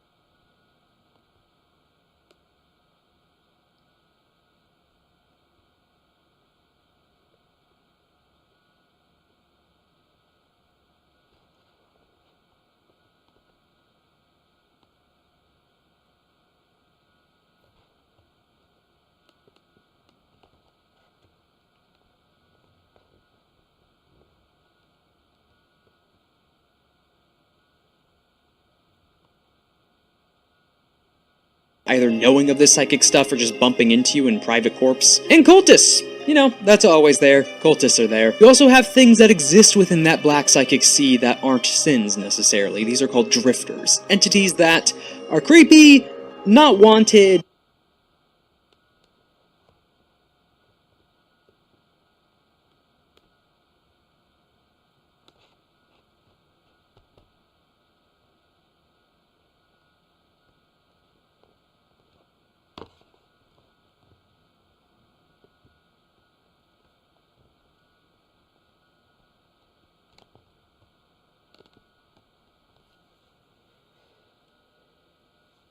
Going to face. You've got your usual mundane stuff, like different bits of authorities you might accidentally bump into, mercenaries, either beneath the crushing weight of humanity's entire existence lies a roiling black psychic sea, holding all of the memories, wants, needs, desires of all of human existence combined. Most don't notice this, it going by passively in the background, behind what we consider reality. But there are occasionally those sensitive to it, those that can interact with it a bit more, seeing things that they claim as ghosts, spirits, auras. What's worrying is there are things in that sea. Great stain left by humanity, sins. Not just wants or actions, but an entity that has formed from a traumatic event from a psychically capable individual, that if it's allowed to grow will eat flesh in space, killing thousands. And it's the job of Cain and its exorcists, psychically capable individuals trained to kill these sins, until the stain is wiped away. Hi, hello, and welcome to Cain, a tabletop RPG where you play the most bombastic of exorcisms. Or in another sense, just take these three things together, throw them in a bucket, and shake it around a bit. But yes, another creation of Tom Bloom, the author of Kill 6 Billion Demons, and the creator of Magna Gothica, Malagast. But outside of that very fanciful intro, basically summarizing one of the first pages, yes! Sins are a physical thing, great psychic sea, you play a psychic exorcist. All under the ominous, omnipresent, extra-governmental organization, Cain. A killer symbol, by the way. Now, as per usual, onto the history of the setting, or what brief bit we get. Now, the setting is the usual bits like World of Darkness where, hey, it's our world, or at least something adjacent modern. The big focus on the world building of this is within Cain itself, the whole organization. On to what you play first, you play as an exorcist. Someone usually picked up during adolescence when their sin seed forms and their psychic manifestations begin. Now, the sin seed is a physical thing that denotes that you have grace. Grace being the thing that allows you to actually see everything, interact with all of this. Partly why graceless individuals or the mass of humanity can't see sins. But during adolescence, a sin seed can form, taking the physical shape of an angelic, maybe devil figure, looks like it's something in a fetal position in any case, either in your brain or occasionally in the heart, which the heart one just makes no sense. You have an angel demonic figure in your head, it's really cool. But Cain finds you, picks you up, trains you up, and you are now an exorcist. And in their words, working off your stain. By going out on hunts to execute sins, with a early 40% survival rate for first-time exorcists, that's not a good percentage. And to further clarify, you are not necessarily in charge of Cain or a full part of Cain, you are a tool under Cain. Even within the organization's eyes, exorcists are not human, deemed under the Concord of Worms in 1720. That's, briefly touch that. But taken from adolescence, brought into this organization, trained to be a killer, and likely gonna die as an expendable. Ah, it's great. It's just a good feeling. You're not just trained to hold back these psychic manifestations so you don't make sin, you're trained to use them and focus them into 12 blasphemies. You're equivalent to like a class, almost. Which we'll be touching on those later. But to the organization that takes, houses, trains, and kinda sends to their death, executioners, Cain.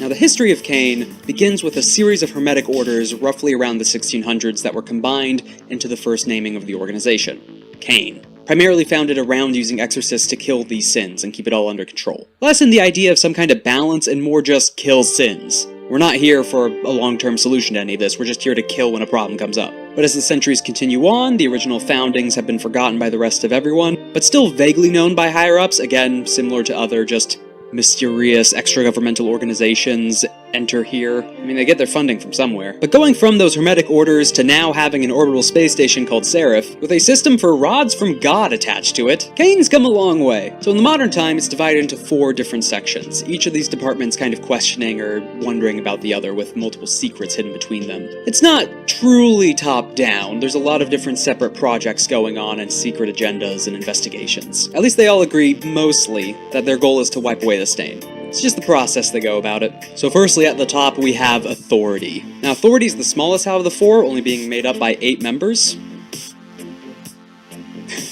But they're the ones in charge. They're the council members at the very, very top. All their identities are hidden, with new members being selected by succession and a secret vote by the remaining council members. Now, while the big thing is usually just their authority, in all matters revolving around Kane, they do have some other minor details that we know of. That they have an upper 4 and a lower 4. The upper 4 being all normal humans, and the lower 4 being extremely powerful exorcists. But due to its secretive nature, even this is left a bit vague internally within Kane, whether that's true or not. But the people in charge. Next up is Seer, namely the people stationed on Seraph, but also the general intelligence network across all of Kane. Their main goal detecting sin events, new exorcists, other rogue psychic phenomenon and psychics, and also the maintenance function and weaponry attached to Seraph. But they do have a few more tricks up their sleeve, one being Heaven's Eyes, a group of specially trained precognitive psychics able to try and tell little bits of the future with a very low off rate. At least according to Seer, because if you look at the book and the fact you are actually going out on hunts, they are not detecting these things right away. Because all sins form from someone who has grace,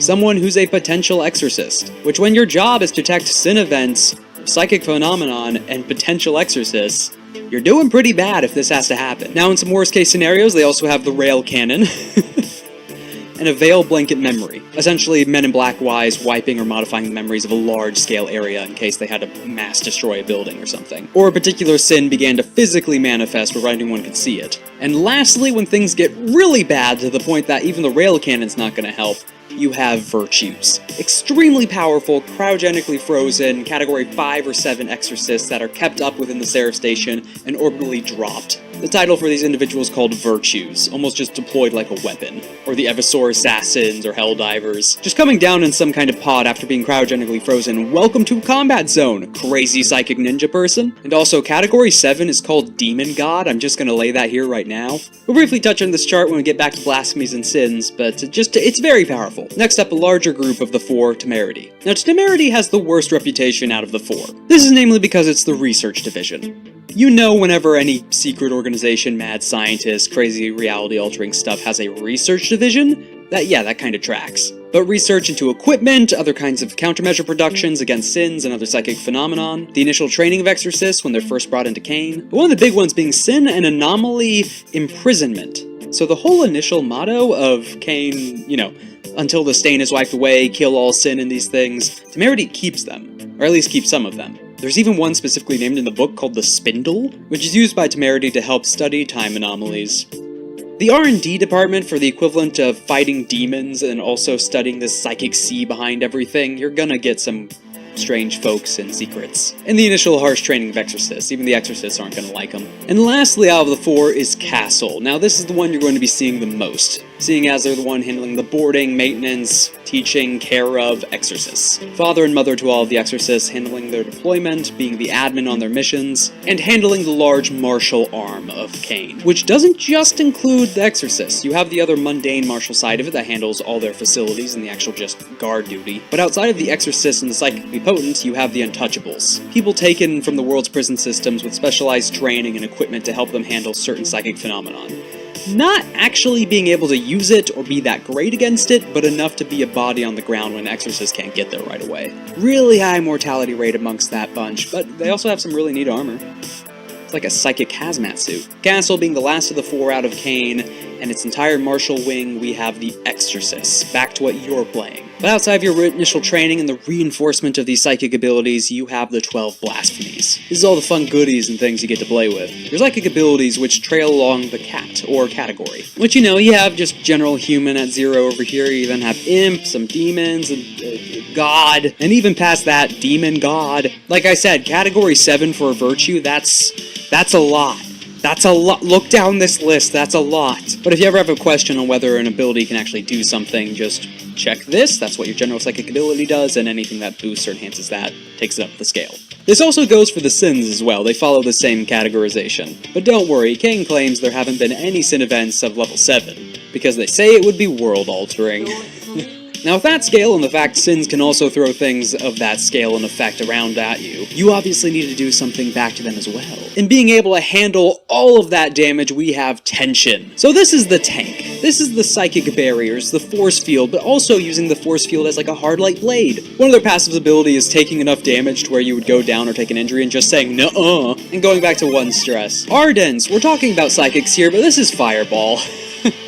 Or more accurately, temperature, because you can also cool things down, both to extremes and both likely lethal. But I bring up Fireball specifically because your passive ability is being able to take damage to the point of boosting your cat.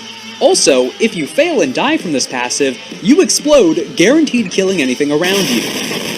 Even sins. But you know, Fireball. Now we have Flux, the manipulation of time. Your passive ability being nice things of just, you know, re-rolling dice, that's standard, but when you head into your other abilities and the other domains under your blasphemy, this is where things get really funky.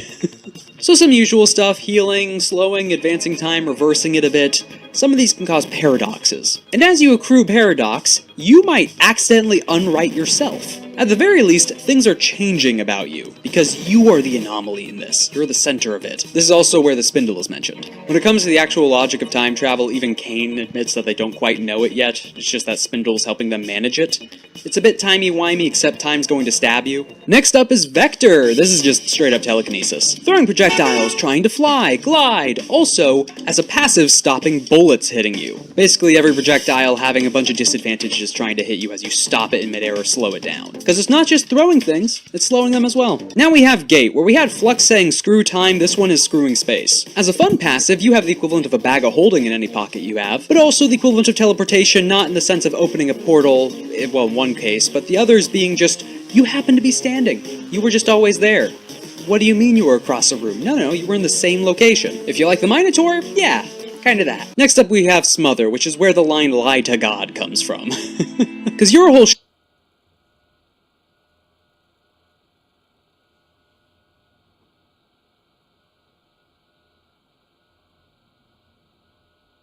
shtick is censoring reality, or numbing it. Able to remove the weight from something, allowing them to